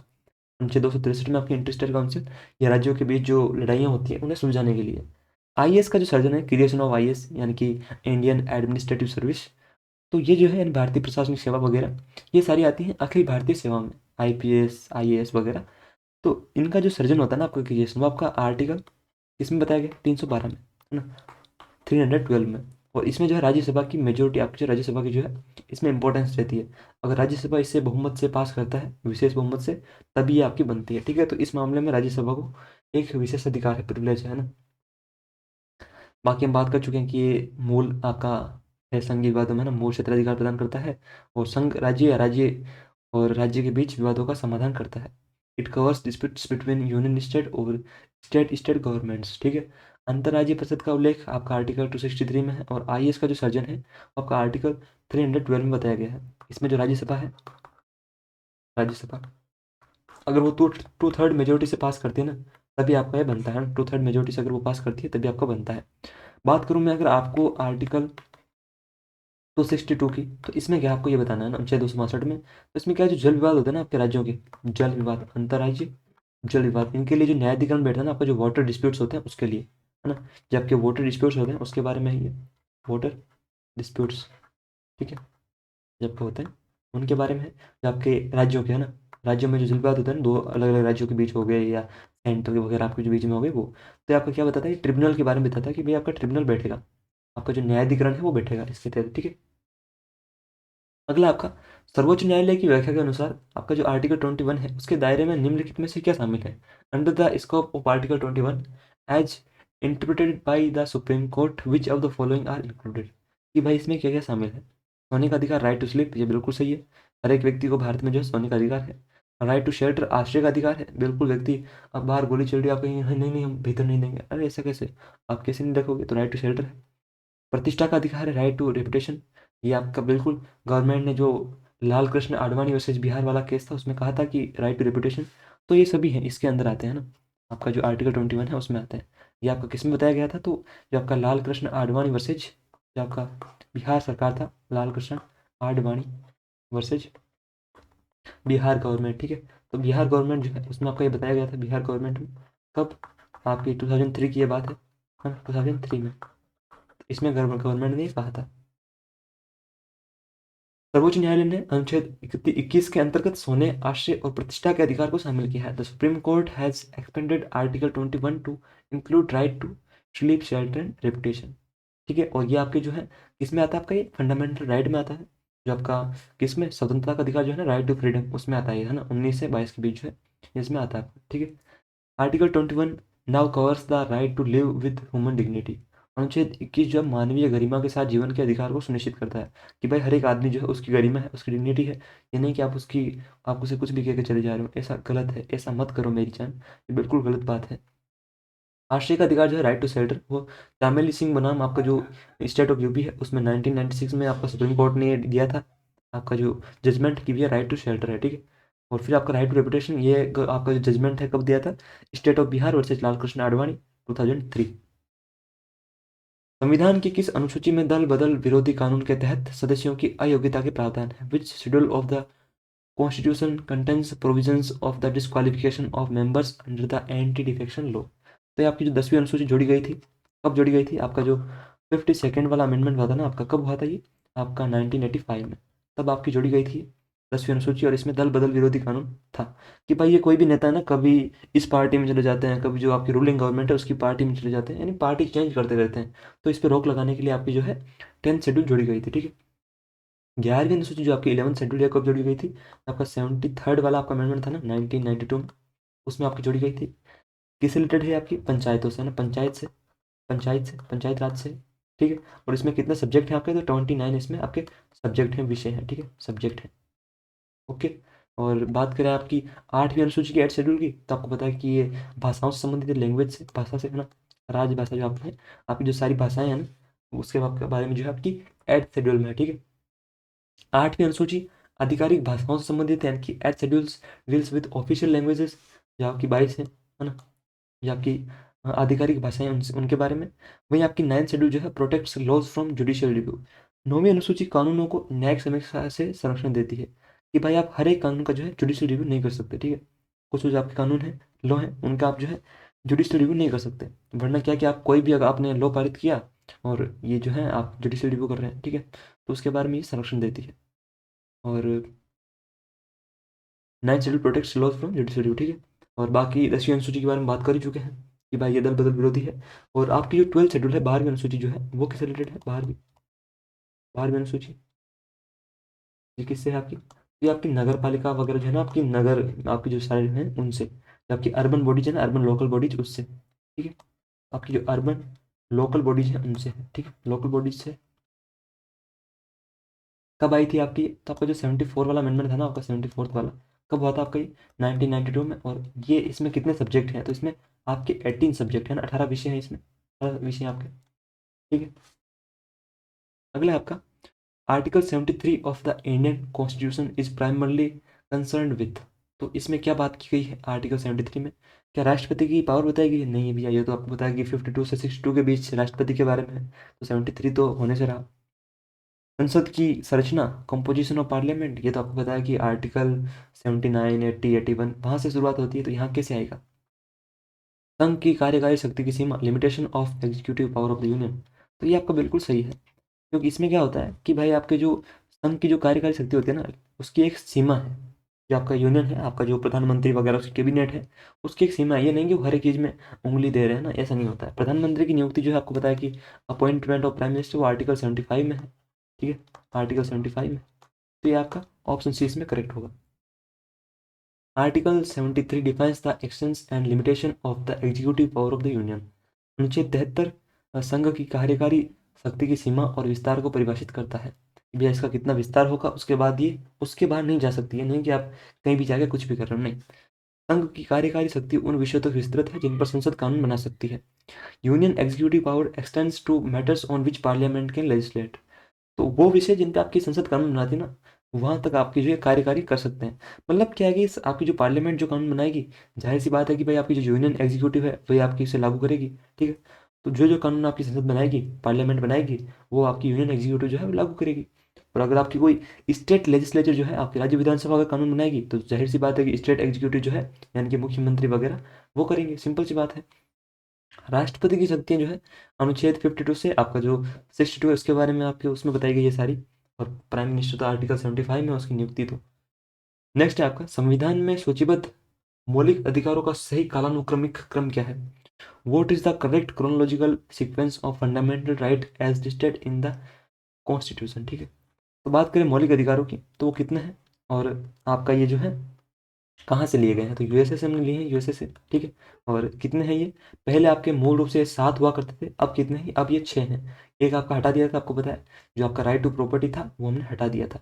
राइट टू प्रॉपर्टी जो है आपका वो हटा दिया, संपत्ति का अधिकार जो है वो हटा दिया, ठीक है। कब हटाया था, तो ये आपको पता है कि जो आपका 44th वाला अमेंडमेंट था 1978 में, उसमें आपका हटा दिया था। और इसे क्या बना दिया था, इसे आर्टिकल 300A के तहत इसे क्या बना दिया, आपका आर्टिकल 300A में इसे बना दिया लीगल राइट, ठीक है। लीगल राइट बना दिया आपका, राइट टू प्रॉपर्टी को कानूनी अधिकार बना दिया, ठीक है, कानूनी अधिकार ये बना दिया। तो अब आपके 6 हैं, है ना। अब आपके कितने हैं, 6 अधिकार हैं, 6 मौलिक अधिकार है। किसमें है ये आपका, पार्ट 3 जो है इंडियन कॉन्स्टिट्यूशन का, यानी कि भाग 3, ठीक है, उसमें है आपका ये। और इसे क्या बोलते हैं, मैग्ना कार्टा बोलते हैं ना, हमारे संविधान का मैग्ना कार्टा इसे बोलते हैं, भाग 3 को, ठीक है, मैग्ना कार्टा। इसमें भी जो आपका आर्टिकल कितना है, आर्टिकल आपका जो 12 है उससे लेकर 35 तक ये हमारी सारी बातें इसमें की गई है, ठीक।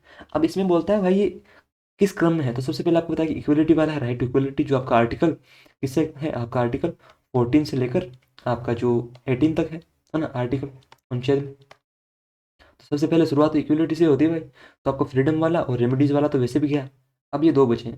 फिर आपका था फ्रीडम वाला, ये किसमें है आपका, तो ये आपको पता है कि आपका जो आर्टिकल कौन सा है यहाँ पे, आपका जो 19 से लेकर आपका जो 22 है, यानी कि 19 से 22 में आपका जो स्वतंत्रता के बारे में बात बताई गई है, ठीक है। तो आपका फ्रीडम वाला आता है इसके बाद जस्ट बाद। तो ये आपका जो है, ये आपका ऑप्शन डी भी गया है, क्योंकि आपका जो शोषण वाला है ना वो तो आपका उसमें है 23-24 में है, ठीक है। तो ये तो आपका गया, क्योंकि ये आपका कहाँ पे है, आपका आर्टिकल इसमें है ये, आपका जो 23 और 24, आपका 24 उसमें बताया गया है, ठीक है। तो ये आपका इसका सही क्रम जो है वो कौन सा है, ऑप्शन ए वाला है। सबसे पहले आपका इक्वेलिटी, फिर आपका फ्रीडम, है ना, फिर आपका एक्सप्लॉयटेशन यानी शोषण के विरुद्ध वाला, और फिर आपका रेमेडीज यानी उपचार वाला, संवैधानिक वाला, वो किसमें आपका, ये आपका आर्टिकल 32 में है, ठीक है। तो देखो इसका सही क्रम क्या है, सबसे पहले आपका समानता का अधिकार यानी राइट टू इक्वलिटी, वो आपका आर्टिकल 14 से 18 तक यानी अनुच्छेद 14 से 18 तक। फिर आता है आपका राइट टू फ्रीडम वाला, स्वतंत्रता का अधिकार, ये आपका आर्टिकल 19 से लेकर 22 यानी अनुच्छेद 19 से 22। फिर आपका एक्सप्लोइटेशन वाला यानी कि शोषण के विरुद्ध अधिकार, है ना, वो आपका किस में, आर्टिकल 23 और 24 में। फिर आपका रेमेडीज वाला यानी कि संवैधानिक उपचारों का अधिकार, ये आर्टिकल 32 में, ठीक है। ये आपका इसका सही क्रम है। और बात करें आपकी जो आर्टिकल 32 है, इसे हार्ट एंड सोल बोला है कॉन्स्टिट्यूशन का, किसने, B.R. अम्बेडकर साहब, ठीक है। संसदीय प्रक्रिया में किस वाचन के दौरान विधेयक को पारित करने का प्रस्ताव पर चर्चा होती है। During which reading in the parliamentary procedure does the discussion on the motion that bill be passed take place. तो आपका जो तृतीय वाचन होता है, थर्ड रीडिंग, उसमें ही आपकी बात होती है कि हाँ भाई कर दे पारित। देखो फर्स्ट रीडिंग में क्या होती है, कि फर्स्ट रीडिंग में आपका एक बार सभी ने मतलब बोल दिया कि भैया ये आपका हम बिल लेकर आए, ठीक है। फिर आपका जो सेकंड रीडिंग होता है ना, उसमें आपकी सारी बातचीत होती है, ओपोजिशन बोलता है कि भाई इसमें ये बातें हैं, ये हमें नहीं करना चाहिए, और ये बोलते हैं कि हमें ये से करना चाहिए, रूलिंग गवर्नमेंट है। तो ये सारी जो आपकी डिबेट वगैरह होती है वो सेकंड रीडिंग में होती है। फिर थर्ड रीडिंग में क्या होती है आपकी, थर्ड रीडिंग में वोटिंग होती है और नॉर्मल चर्चा होकर फिर पारित हो जाती है ना, पास हो जाता है, लॉ बन जाता है, ठीक है। थर्ड रीडिंग, विधेयक को पारित करने का प्रस्ताव तृतीय वाचन के दौरान रखा जाता है। The discussion on the motion to pass a bill takes place during the third reading. जब आपको तीसरी बार जब पढ़ते हैं ना उसको वापस विधेयक को, है ना, तो उस टाइम आपको जो है ये से प्रस्ताव करने का पारित होता है ना, आपका जो प्रस्ताव है वो पारित होता है, ठीक है। इस चरण में केवल औपचारिक चर्चा और मतदान होता है, only formal discussion and voting occur at this stage. यानी कि भैया फाइनल आपका जो वोटिंग होती है और नॉर्मल बातें होती है कि हाँ ठीक है आपका कर रहे हैं पास, है ना। तो आपका थर्ड रीडिंग में, first reading involves introduction of the bill, प्रथम वाचन में विधेयक प्रस्तुत किया जाता है। तो आपका जो प्रथम वाचन होता है ना, जब फर्स्ट रीडिंग होती है, तो ये विधेयक के बारे में बताते हैं कि भाई विधेयक है क्या। मान लो कल को गवर्नमेंट ये कह दे कि भाई बैन ऑन इंस्टाग्राम बेडीज, ठीक है, ऐसा बिल लेकर आए कि इंस्टाग्राम की जो बेडीज हैं उन्हें हमें बैन कर देना चाहिए, उनका जो अकाउंट है वो हमें डिसेबल कर देना चाहिए, ठीक है। तो उसमें क्या आपका पहले आपका जो फर्स्ट रीडिंग होगा ना, उसमें आपके जो मंत्री हैं, आपके अमित शाह वगैरह हैं, वो बोलेंगे उसके बारे में, ठीक है, कि भाई बेडीज जो है वो भारत के युवाओं को कमज़ोर कर रही है, तो इसलिए हमें इनके जो अकाउंट है वो डिसेबल कर देने चाहिए, ठीक है। तो ये आपका फर्स्ट रीडिंग हो गई। फिर सेकंड रीडिंग में क्या होगा, ऑपोजिशन वाले आपका जो है इसका विरोध करेंगे कि नहीं, बेडीज को तो राइट है ना, ये तो उनका अधिकार है। अब वो बेडीज है तो उसमें उनकी क्या गलती है भाई, वो तो ऐसा काम करेंगे। तो आपकी सेकंड रीडिंग होती है जिसमें फिर आपकी ये आपस में बहसबाजी करते हैं। फिर थर्ड रीडिंग क्या होती है, थर्ड रीडिंग में आपका ये वोटिंग वगैरह होती है, और फिर अगर वोटिंग सही हो जाती है तो फिर आपका पास हो जाता है लो। तो ऐसे आपका लो एक बनता है ना, आपका जो बिल है वो पास होकर लॉ बन जाता है, ठीक है।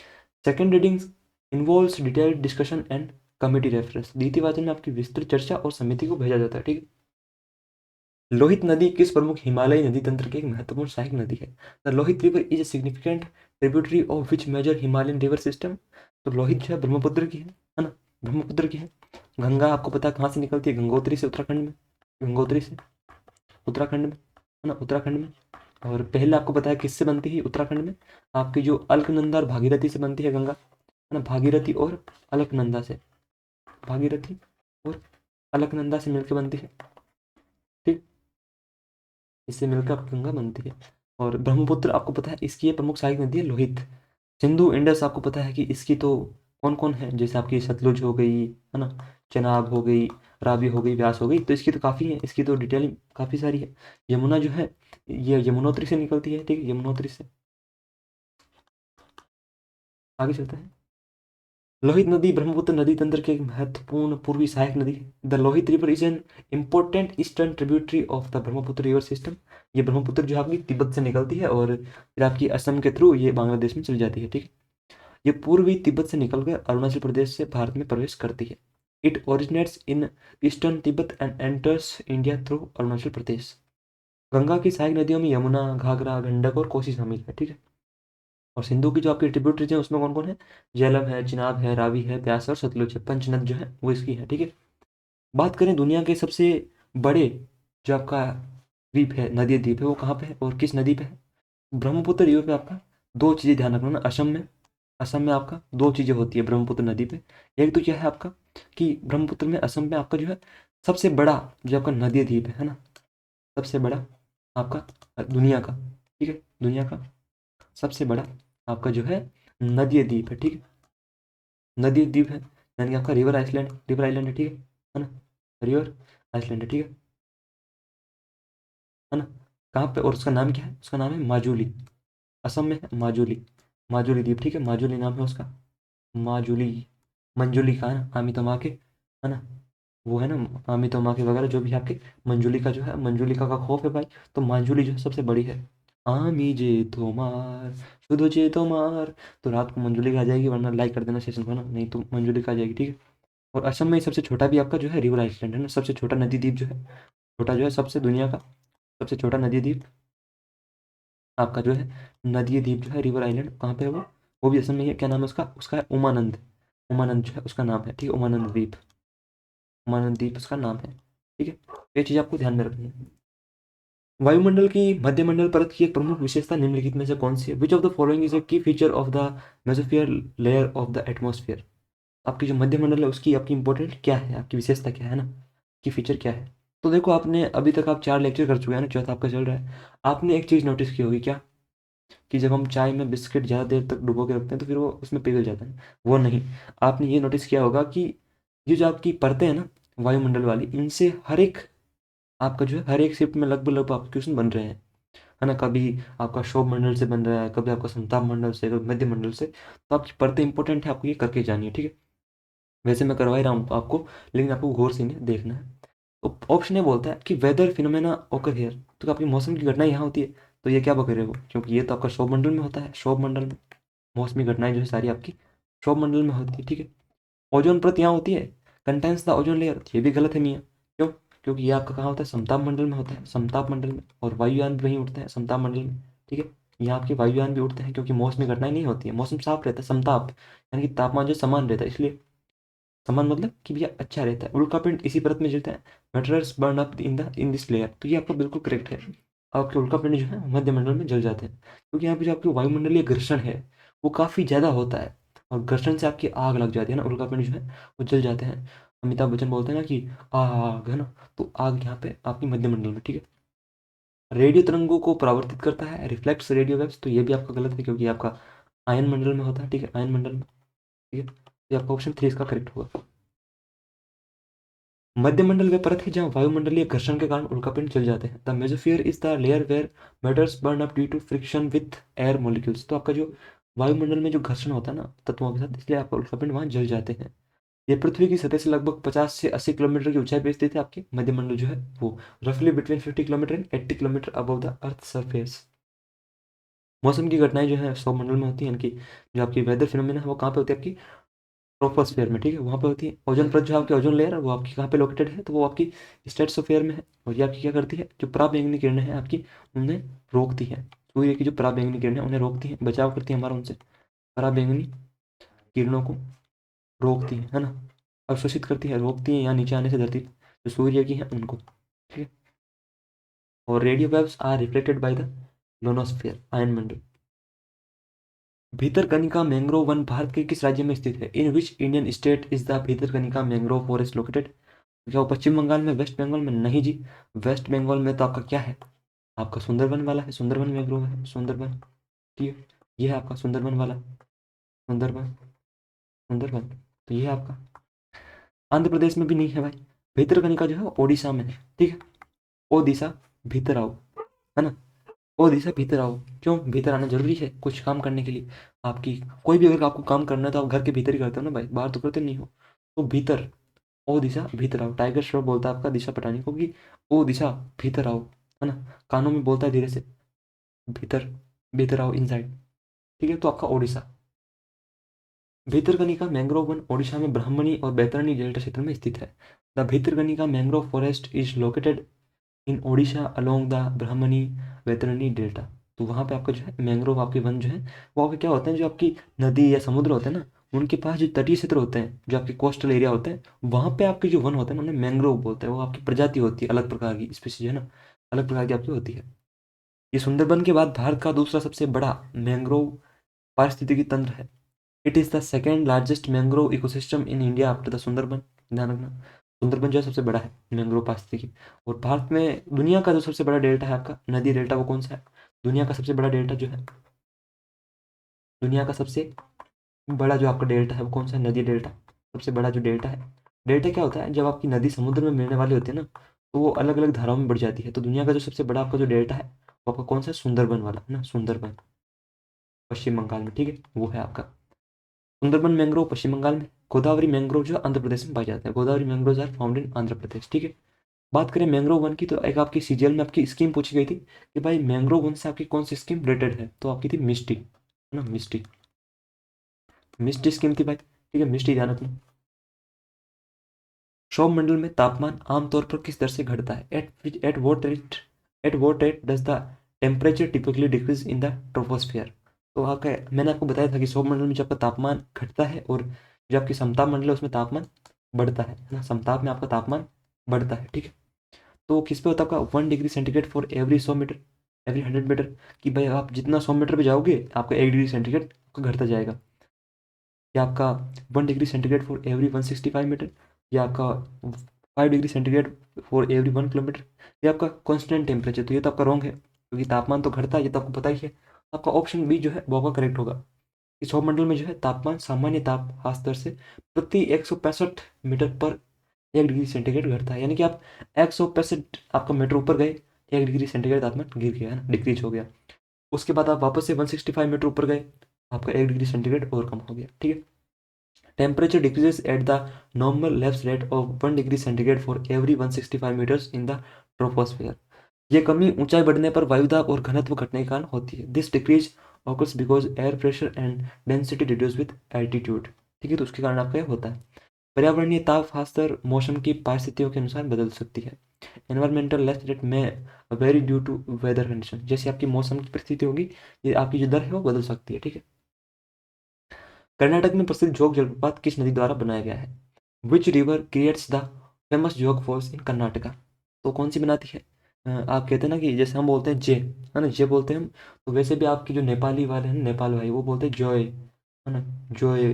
वो आपके जो बोलते हैं ना जॉय, जे वगैरह से बोलते हैं जॉय, ठीक है, वो जॉय बोलते हैं। तो आपकी शरावती जो है, हम बोलते हैं ना कि जय माँ शेरा वाली, तो जोग जो है आपका जय माँ शेरा वाली। तो शरावती जोग पर है ना, कहाँ पे? कर्नाटक में है, ठीक है, कर्नाटक में है। ये जो आपकी चार धाराओं से बनता है ना, चार धाराओं से, चार धाराओं से मिलकर बनता है। वो कौन कौन सी आपकी?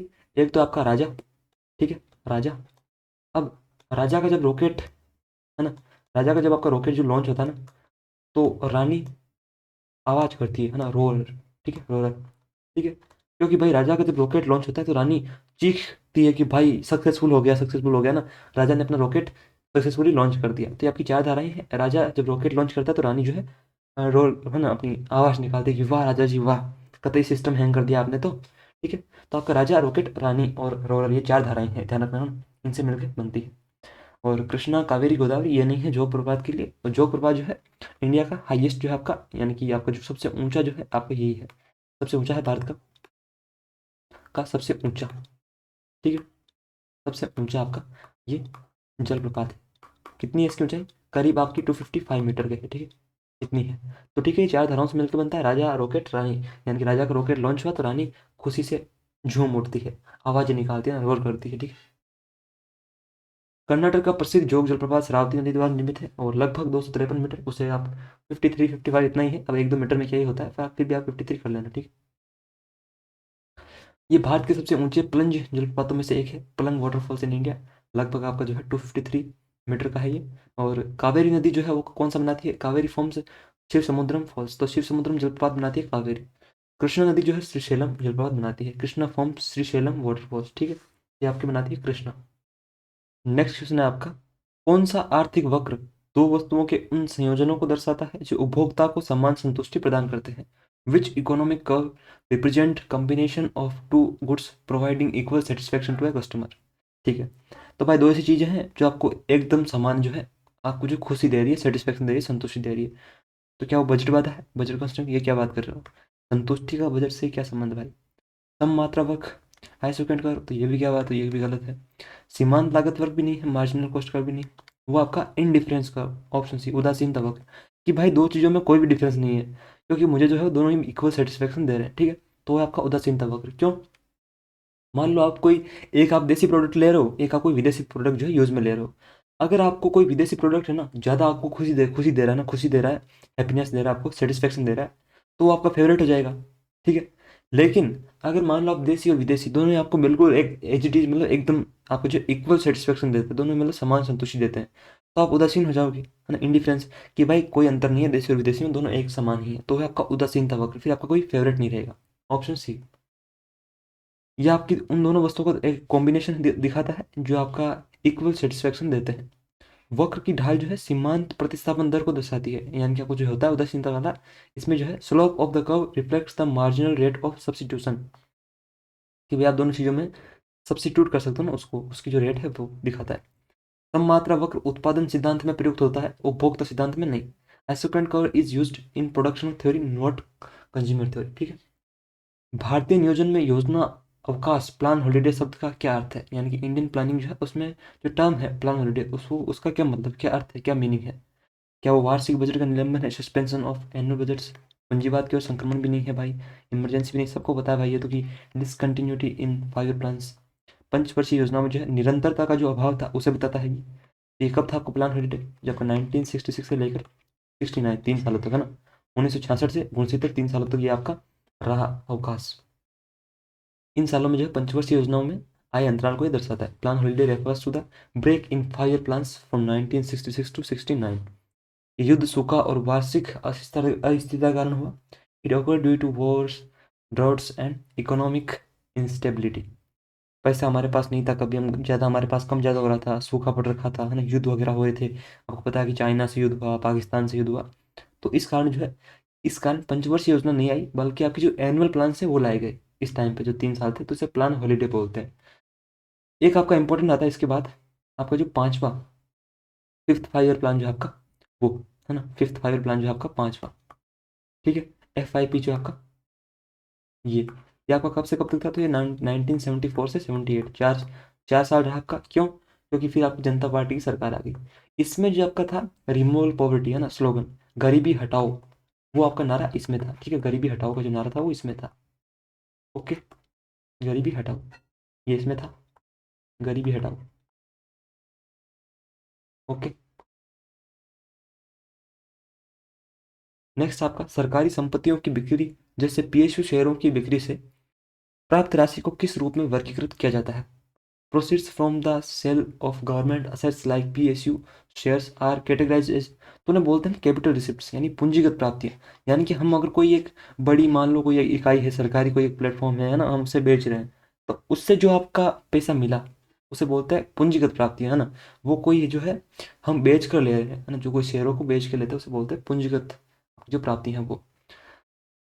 Disinvestment proceeds are treated as capital receipts. आपकी जो ये पीएसयू जो शेयर होता है ना, शेयर जो होते हैं यानी पब्लिक आपकी जो होती है ना वो पीएसयू वाली, उसमें जो आपकी शेयरों की जो बिक्री होती है उससे जो प्राप्त आपकी जो राशि है उसको पूंजीगत प्राप्ति माना जाता है। मान लो गवर्नमेंट ने कोई आपकी एक बड़ी इंडस्ट्री बेच दी, है ना, आपकी निजी कंपनियों को, तो उससे जो पैसा मिला वो आपका क्या है, वो आपकी कैपिटल रिसिप्ट है, ठीक है। ये सरकारी संपत्तियों में हिस्सेदारी को दर्शाती है। The reduce government ownership in assets, जाहिर सी बात है आप जितने शेयर बेचोगे उतना आपको पैसा मिलेगा। राजस्व प्राप्तियां नहीं तो देनदारी बनाती है, नहीं संपत्ति घटाती है। Revenue receipts do not create liabilities और रिड्यूस एसेट्स, क्योंकि आपको पता है कि ये टैक्स और नॉन टैक्स से मिलती है। ये क्या आपकी देनदारी बनाएंगी? ये तो आप, गवर्नमेंट आपसे कोई पैसा ले रही है टैक्स के रूप में, तो आप वापस थोड़ी देंगी, गवर्नमेंट आपको नहीं देगी। समष्टि अर्थशास्त्र में यानी मैक्रो इकोनॉमिक्स में पूंजी निर्माण का विशिष्ट अर्थ क्या है, यानी कैपिटल फॉर्मेशन का आपका मेन क्या है, आपका अर्थ क्या, मीनिंग क्या है, ठीक है। मैक्रो इकोनॉमिक्स क्या होती है, जो आपकी नेशनल लेवल पे हम देखते हैं ना, नेशनल इंटरनेशनल लेवल पे हम कोई डिस्कस करते हैं ना, जैसे बेरोजगारी वगैरह जो है वो होती है आपकी मैक्रो इकोनॉमिक्स, है ना। जैसे बेरोजगारी वगैरह हो गई, ये सारी चीज़ें इसमें हम करते हैं। इसके फादर कौन है, तो आपको पता है जेम किन्स है ना। किन्स जो है, जेम किन्स जो आपके वो इसके फादर है, ठीक है। किन्स वो इसके फादर है। और इसमें जो है आपका क्या है, ये पूंजी निर्माण का अर्थ क्या है, निवेश आधारित उत्पादन क्षमता में वृद्धि, यानी कि increase in investment led production capacity, ये इसका अर्थ। कि भाई हम जो है, पूंजी निर्माण का क्या अर्थ है, मान लो हम एक सड़क बना रहे हैं, तो वो क्या है, वो कैपिटल फॉर्मेशन है, पूंजी निर्माण है। क्यों? क्योंकि उसमें हम टोल टैक्स लगाएंगे तो वो हमें टोल देगा, तो हमें जाहिर सी बात है हमें टैक्स मिलेगा, हमें पैसा आएगा। तो वो क्या, हम एक उत्पादन क्षमता में वृद्धि कर रहे हैं, प्रोडक्शन कैपेसिटी में, क्योंकि हमारा पैसा ज़्यादा आएगा। उपभोक्ता ऋण का विस्तार, एक्सपेंशन ऑफ कंज्यूमर क्रेडिट, ये क्या बात हुई। वित्तीय बजट में वृद्धि भी नहीं है और आपका एफडीआई में कमी भी नहीं है, ठीक है, ऑप्शन ए होगा। Capital formation means increasing productive capacity through investment, कि भैया हम उत्पादन क्षमता में वृद्धि करें, किसके तहत, निवेश के द्वारा, हम पैसा इन्वेस्ट करें उसके तहत। इसमें मशीनरी, अवसंरचना और तकनीक में निवेश शामिल है। It includes investment in machinery, infrastructure and technology. उच्च पूंजी निर्माण दीर्घकालिक आर्थिक विकास को बढ़ावा देता है ना, जो लॉन्ग टर्म इकोनॉमिक ग्रोथ है उसे। भारत में किस पंचवर्षीय योजना के बाद सार्वजनिक क्षेत्र पर जोर कम होना शुरू हुआ, after which 5 year plan did the emphasis on the public sector begins to decrease in India. तो सबको पता है कि जो 9वीं आपकी योजना थी ना, उसके बाद, वैसे तो आपको पता है कि 1991 में आपके जो इकोनॉमिक रिफॉर्म आए थे, है ना, जो आपके आर्थिक सुधार थे, उसके बाद ही कम हुआ। लेकिन आपको जो कंप्लीटली हम देखते हैं ना, वो आपका कब हुआ, वो आपका 9वीं पंचवर्षीय योजना में, ठीक है, उस टाइम आपका हुआ। तीसरी जो आपकी कब थी, 1961 से लेकर आपकी 66 तक ये रही। और सबसे आपकी जो विफल, यानी कि सबसे आपकी जो अनसक्सेसफुल है वो रही है ना, सबसे आपकी विफल रही, ठीक है। पांचवी जो है आपको पता ही है कि ये 1974 से आपकी 78 तक रही। और आठवीं और नौवीं जो है ये आपकी उस टाइम की 1990 की बात की बात है, ठीक है। तो 9वीं योजना इसकी करेक्ट होगी। इसका जो है 9वीं पंचवर्षीय योजना के बाद सार्वजनिक क्षेत्र का प्रभुत्व कम होने लगा। After the 9th 5 year plan public sector dominance began to decline, और this shift align with post 1991 liberalisation reforms. तो ये परिवर्तन जो है 1991 के जो आर्थिक उदारीकरण जो सुधार थे उनसे जुड़ा हुआ था। आठवीं योजना ने आर्थिक सुधारों की शुरुआत को दर्शाया था। इसमें जो आपके आर्थिक सुधार है उसे दर्शाया गया था।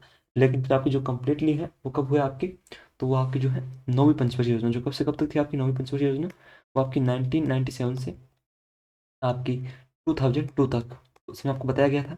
और आठवीं जो आपकी 1991 से आपकी 96 तक, ठीक है, ये आपकी रही। चमगादड़ पूर्ण अधिकार अंधकार में सटीकता से उड़ने में क्यों सक्षम होता है, why are bats able to fly accurately in total darkness. आपको पता है कि चमगादड़ अंधेरे में उड़ते हैं तो वो सक्षम क्यों होते हैं, उनकी आंखें तेज होती हैं, दे हैव शार्प आइज, नहीं। वे पूरी तरह से रात्रिचर होते हैं, दे आर स्टिकली नॉक्टर्नल, तो ये भी आपका गलत है। उनमें उष्मा सेंसर होते हैं, नहीं। इसका है आपका दे प्रोड्यूस अल्ट्रासोनिक वेव्स, जो प्रस्रव्य तरंगे उत्पन्न करते हैं। अब होता क्या है, चमगादड़ क्या है कि बड़ी तेज तेज आवाज़ें निकालते हैं ना, वो आवाज़ ही क्या है, मान लो किसी पेड़ से जाके टकरा के वापस आती है, तो उनसे उन्हें पता लग जाता है कि कौन सी चीज़ कहाँ पे है, हमें कहाँ जाना है। ठीक है, तो ऑप्शन 20 का करेक्ट होगा।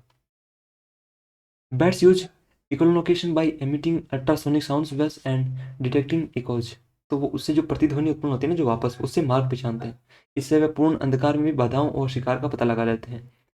तेज आंखें दिनचर्या जीवों में उपयोग होती है। शार्प आई जो है यूज किस में यूजफुल होती है, जो डे लाइट एनिमल होता है उनमें। रात्रिचर होना दिशा ज्ञान नहीं देता है भाई। रात्रिचर होने का मतलब ये नहीं कि आप रात में घूम रहे हो तो आपको पता है कि भाई कौन सी दिशा कहाँ है, नॉट नेविगेशन एबिलिटी। ठीक है। उष्मा सेंसर सांपों में पाए जाते हैं। हीट सेंसर जो है किसमें पाए जाते हैं, स्नेक्स में। ठीक है। तोता, प्लेटिप्स और कंगारू में कौन सी जैविक विशेषता समान है? Which of the following biological characteristic is common to a parrot, platypus and kangaroo? क्या वो अंड प्रजक्ता है, यानी कि आपकी ओविपेरिटी, कि भैया वो सारे अंडे देते हैं? नहीं। कंगारू आपको पता है अंडा नहीं देता, तोता भले ही देता हो लेकिन कंगारू अंडा नहीं देता है। दंतहीन जबड़े भी आपका गलत है। नहीं, ये मेरा गलत गलत करना ना, ये गलत है। और ये भी आपका टूथलेस शोज भी गलत है आपका। हाँ, ये सही है आपका, होम्योथर्मी है ना, समान जो है तापधर्मिता, होम्योथर्मी। ठीक है, ये आपका इसका करेक्ट होगा। इसका जो टेम्परेचर है इन सभी का, वो क्या गर्म रहता है। ठीक है। कार्यात्मक पश्च गुदापुंज जो है, फंक्शनल पोस्ट एनल टेल जो है आपकी, वो तोते में नहीं होती है, कंगारू में होती है। तो सभी में जो है आपका ऑप्शन सी, ये सभी में होता है homeothermy. All maintain constant body temperature warm blooded. सभी गर्म रक्त वाले जीव हैं और इनका तापमान सभी का समान रहता है ना, एक ये मतलब उतना इफेक्ट नहीं पड़ता इनके तापमान पे। अंड प्रजक्ता केवल प्लेटिव्स में होती है, यानी कि आपके जो अंडे हैं वो केवल प्लेटिव्स देते हैं। पैरोट और जो कंगारू है आपके, तोता और कंगारू, वो अंडे नहीं देते हैं। दंतहीन जबड़े केवल पक्षियों में।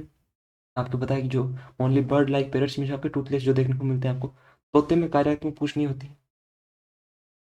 विकासवादी समय रेखा में पृथ्वी पर प्रकट होने वाले पशु समूहों का सही क्रम निम्नलिखित में से कौन सा है? In the evolutionary timeline which of the following is the correct sequence of animal groups appearing on earth? तो ऑप्शन ए इसका करेक्ट है। पहले आपका प्रोफेरा, फिर आपका एनलीडिया और फिर आपका प्रोटोजोआ। क्या ये गलत सही है? तो ये आपका गलत होगा। क्यों? इसका जो सही है वो आपका ऑप्शन डी है। पहले आपका प्रोटोजोआ, फिर आपका प्रोफेरा, फिर आपका कोलिन्ट्रेरिया और फिर आपका एनलीड है ना, तो आपका ऑप्शन डी इसका करेक्ट होगा। विकास जो है एक कोशिकीय से जटिल बहुकोशिक जीवों तक हुआ। Evolution progressed from unicellular to complex multicellular animals. तो यहाँ तक ये आपका पहुंचा एक कोशिकीय जीव से जटिल बहुकोशिकीय जीवों तक।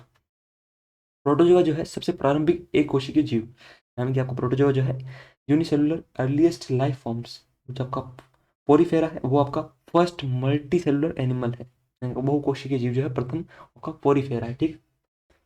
आयोडीन युक्त नमक के रासायनिक घटक क्या है? What are the chemical components of iodised salt? तो क्या है भाई वो, ये जो है आपका पोटेशियम आयोडाइड और सामान्य नमक का मिश्रण है। Mixture of potassium iodide iodide and common salt. क्या सही है? तो ये पूछ रहा है कि आपका जो आयोडीन युक्त नमक है, यानी कि आपका जो आयोडाइड, आपका जो आयोडाइड साल्ट जो आपका है ना, जो आयोडीन युक्त नमक है, आयोडाइड जो आपका साल्ट है, उसका रासायनिक घटक क्या है, केमिकल कंपोनेंट क्या है? क्या वो आणविक आयोडीन और नमक का यौगिक है? Compound of molecular iodine and salt? तो आपका गलत है, कंपाउंड तो ही नहीं है इनका। केवल सोडियम क्लोराइड भी नहीं है भाई। ये युक्त नमक का ये रासायनिक घटक पूछा है तो ये सोडियम क्लोराइड नहीं है। ऑप्शन डी भी नहीं है। ऑप्शन है mixture of potassium iodide and common salt. तो इसका आपका पोटेशियम आयोडाइड और सामान्य नमक का आपका मिश्रण है। कौन सा? आयोडीन युक्त नमक, आयोडाइड साल्ट जो है वो। आयोडीन घेंगा और थायराइड रोग से बचाता है। Iodine prevents goitre and thyroid disorders, जो से आपको बचाता है, जो गले में हो जाता है ना बड़े बड़े। कभी कभी पोटेशियम आयोडाइड भी प्रयोग में होता है। ठीक है, समटाइम्स। केवल NaCl जो है वो सामान्य नमक में होता है ना, आयोडाइड में नहीं होता है। विद्युत उपकरणों में हीटिंग तत्व के रूप में विशेष रूप से नाइक्रोम का उपयोग क्यों होता है?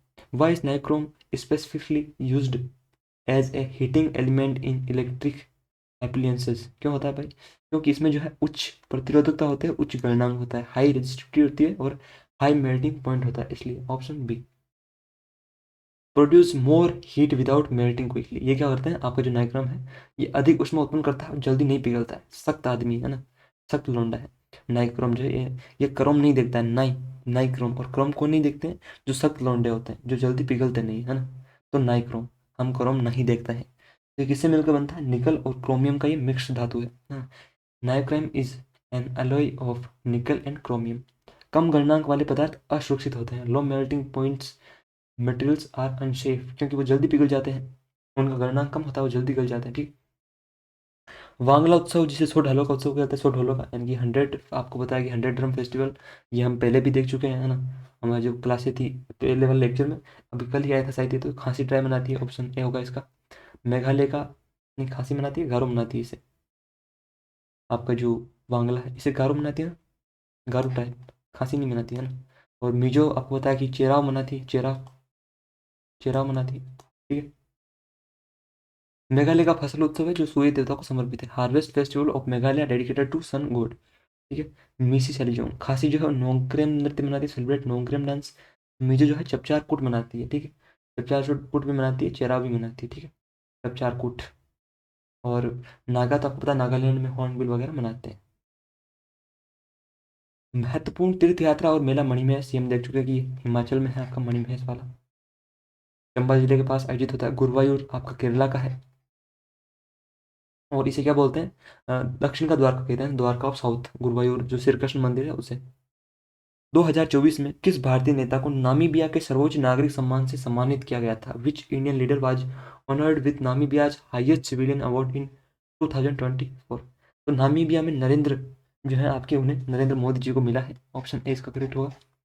और उस सम्मान का नाम क्या है? सम्मान का नाम है वेलविट सचिया मिराबिलिस, है ना, आपका एंशियंट सम्मान है आपका। और Order of the Most Ancient Welwitschia Mirabilis, ये आपका मोदी जी को मिला है। अफ्रीका में मोदी जी ने काफ़ी आपके जो सम्मान है, संबंध है, उन्हें स्ट्रॉन्ग किया है इसलिए। सितंबर 2024 में नारकोटिक्स कंट्रोल ब्यूरो के महानिदेशक के रूप में किसे नियुक्त किया गया? Who was appointed as the director general of the Narcotics Control Bureau in September 2024? Anurag Garg जो है उन्हें बनाया गया है, एनसीबी का, है ना, आपका जो महानिदेशक, डायरेक्टर जनरल, वरिष्ठ आईपीएस अधिकारी हैं और एनसीबी के प्रमुख नियुक्त हुए हैं। एनसीबी जो है किसके अंडर काम करता है? तो मिनिस्ट्री ऑफ होम अफेयर्स के तहत, गृह मंत्रालय के अंडर। भारत और नेपाल के बीच आपकी जो ज्वाइंट मिलिट्री एक्सरसाइज होती है उसका नाम क्या है? तो सूर्य किरण, ऑप्शन इसका करेक्ट होगा। और इसका उद्देश्य क्या है? आतंकवाद रोधी अभियान, यानी कि एंटी, आप बोल सकते हो काउंटर टेररिज्म वगैरह बोल सकते हो, जंगल वॉरफेयर एंड ह्यूमैनिटेरियन असिस्टेंस, मानवीय सहायता है। कभी मान लो कि भूकंप आ जाए इन देशों में तो हमें आपस में सपोर्ट करना है। इंद्र जो है वो इंडिया और रशिया की मिलिट्री एक्सरसाइज है। फज्र प्रहार जो है इंडिया और यूएसए की है। और मालाबार जो है वो इंडिया, यूएसए, जापान और ऑस्ट्रेलिया, जबकि क्वाड नेशन है ना, ये करते हैं इसे। ठीक है, मालाबार को। मरुस्थलीकरण का मुकाबला करने के उद्देश्य से अरावली ग्रीन वॉल प्रोजेक्ट में निम्नलिखित में से कौन शामिल है ना?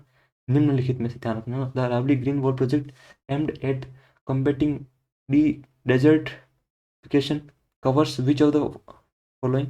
तो किसको वो कवर करता है ना, डिजर्टिफिकेशन को, इसके साथ लड़ने के लिए, जो मरुस्थल बढ़ रहा है ना उसे लड़ने के लिए। तो क्या दिल्ली और बिहार? बिहार में तो भाई अरावली है ही नहीं, बिहार में कहाँ आपका मरुस्थल है? केवल बिहार? बिहार में भी नहीं है भाई। इनमें से कोई नहीं भी कैसे बोल सकता आप ओनली दिल्ली, है ना, केवल दिल्ली। इनमें से निम्नलिखित में से आपका केवल दिल्ली हो सकता है, क्योंकि वैसे तो आपका इसमें हरियाणा, राजस्थान भी आता है, ठीक है, गुजरात भी आता है थोड़ा बहुत, क्योंकि अरावली यहाँ फैली हुई है। The project includes Delhi along with Rajasthan, Haryana and Gujarat. It aims to stop desertification and dust storms, जो आपका मरुस्थलीकरण है, जो मरुस्थल बढ़ रहा है और धूल भरी आंधी है, उनको रोकने के लिए। बिहार जो है अरावली पर्वतमाला का हिस्सा नहीं है। और ये जो आपकी कहाँ से इंस्पायर हुई है? अफ्रीका की जो ग्रेट ग्रीन वॉल है उससे। ओडिशा में सुभद्रा योजना के तहत कुल भुगतान कितने वर्षों में फैला हुआ है? अंडर द सुभद्रा योजना, जबकि 2024 वाली, in Odisha how many years is the total pay out spread over? तो 5 वर्षों की आपकी आर्थिक सहायता है जो टोटल आपकी 5 सालों में दी जाती है। Total financial assistance is distributed over 5 years, तो 5 सालों में आपकी दी जाती है। ठीक है। योजना जो है आपकी महिलाओं के सशक्तिकरण पर केंद्रित है, यानी वुमेन एम्पावरमेंट पे फोकस करती है सुभद्रा योजना।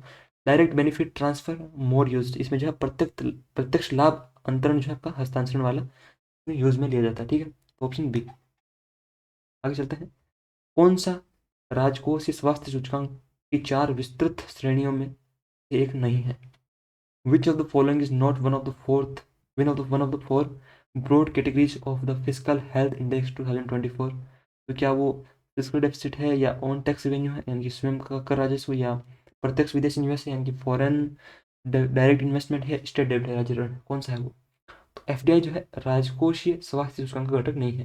जो आपका फॉरेन डायरेक्ट इन्वेस्टमेंट है, प्रत्यक्ष विदेशी निवेश जो है, वो इस फिजिकल हेल्थ इंडेक्स का हिस्सा नहीं है। तो ऑप्शन 4 होगा इसमें।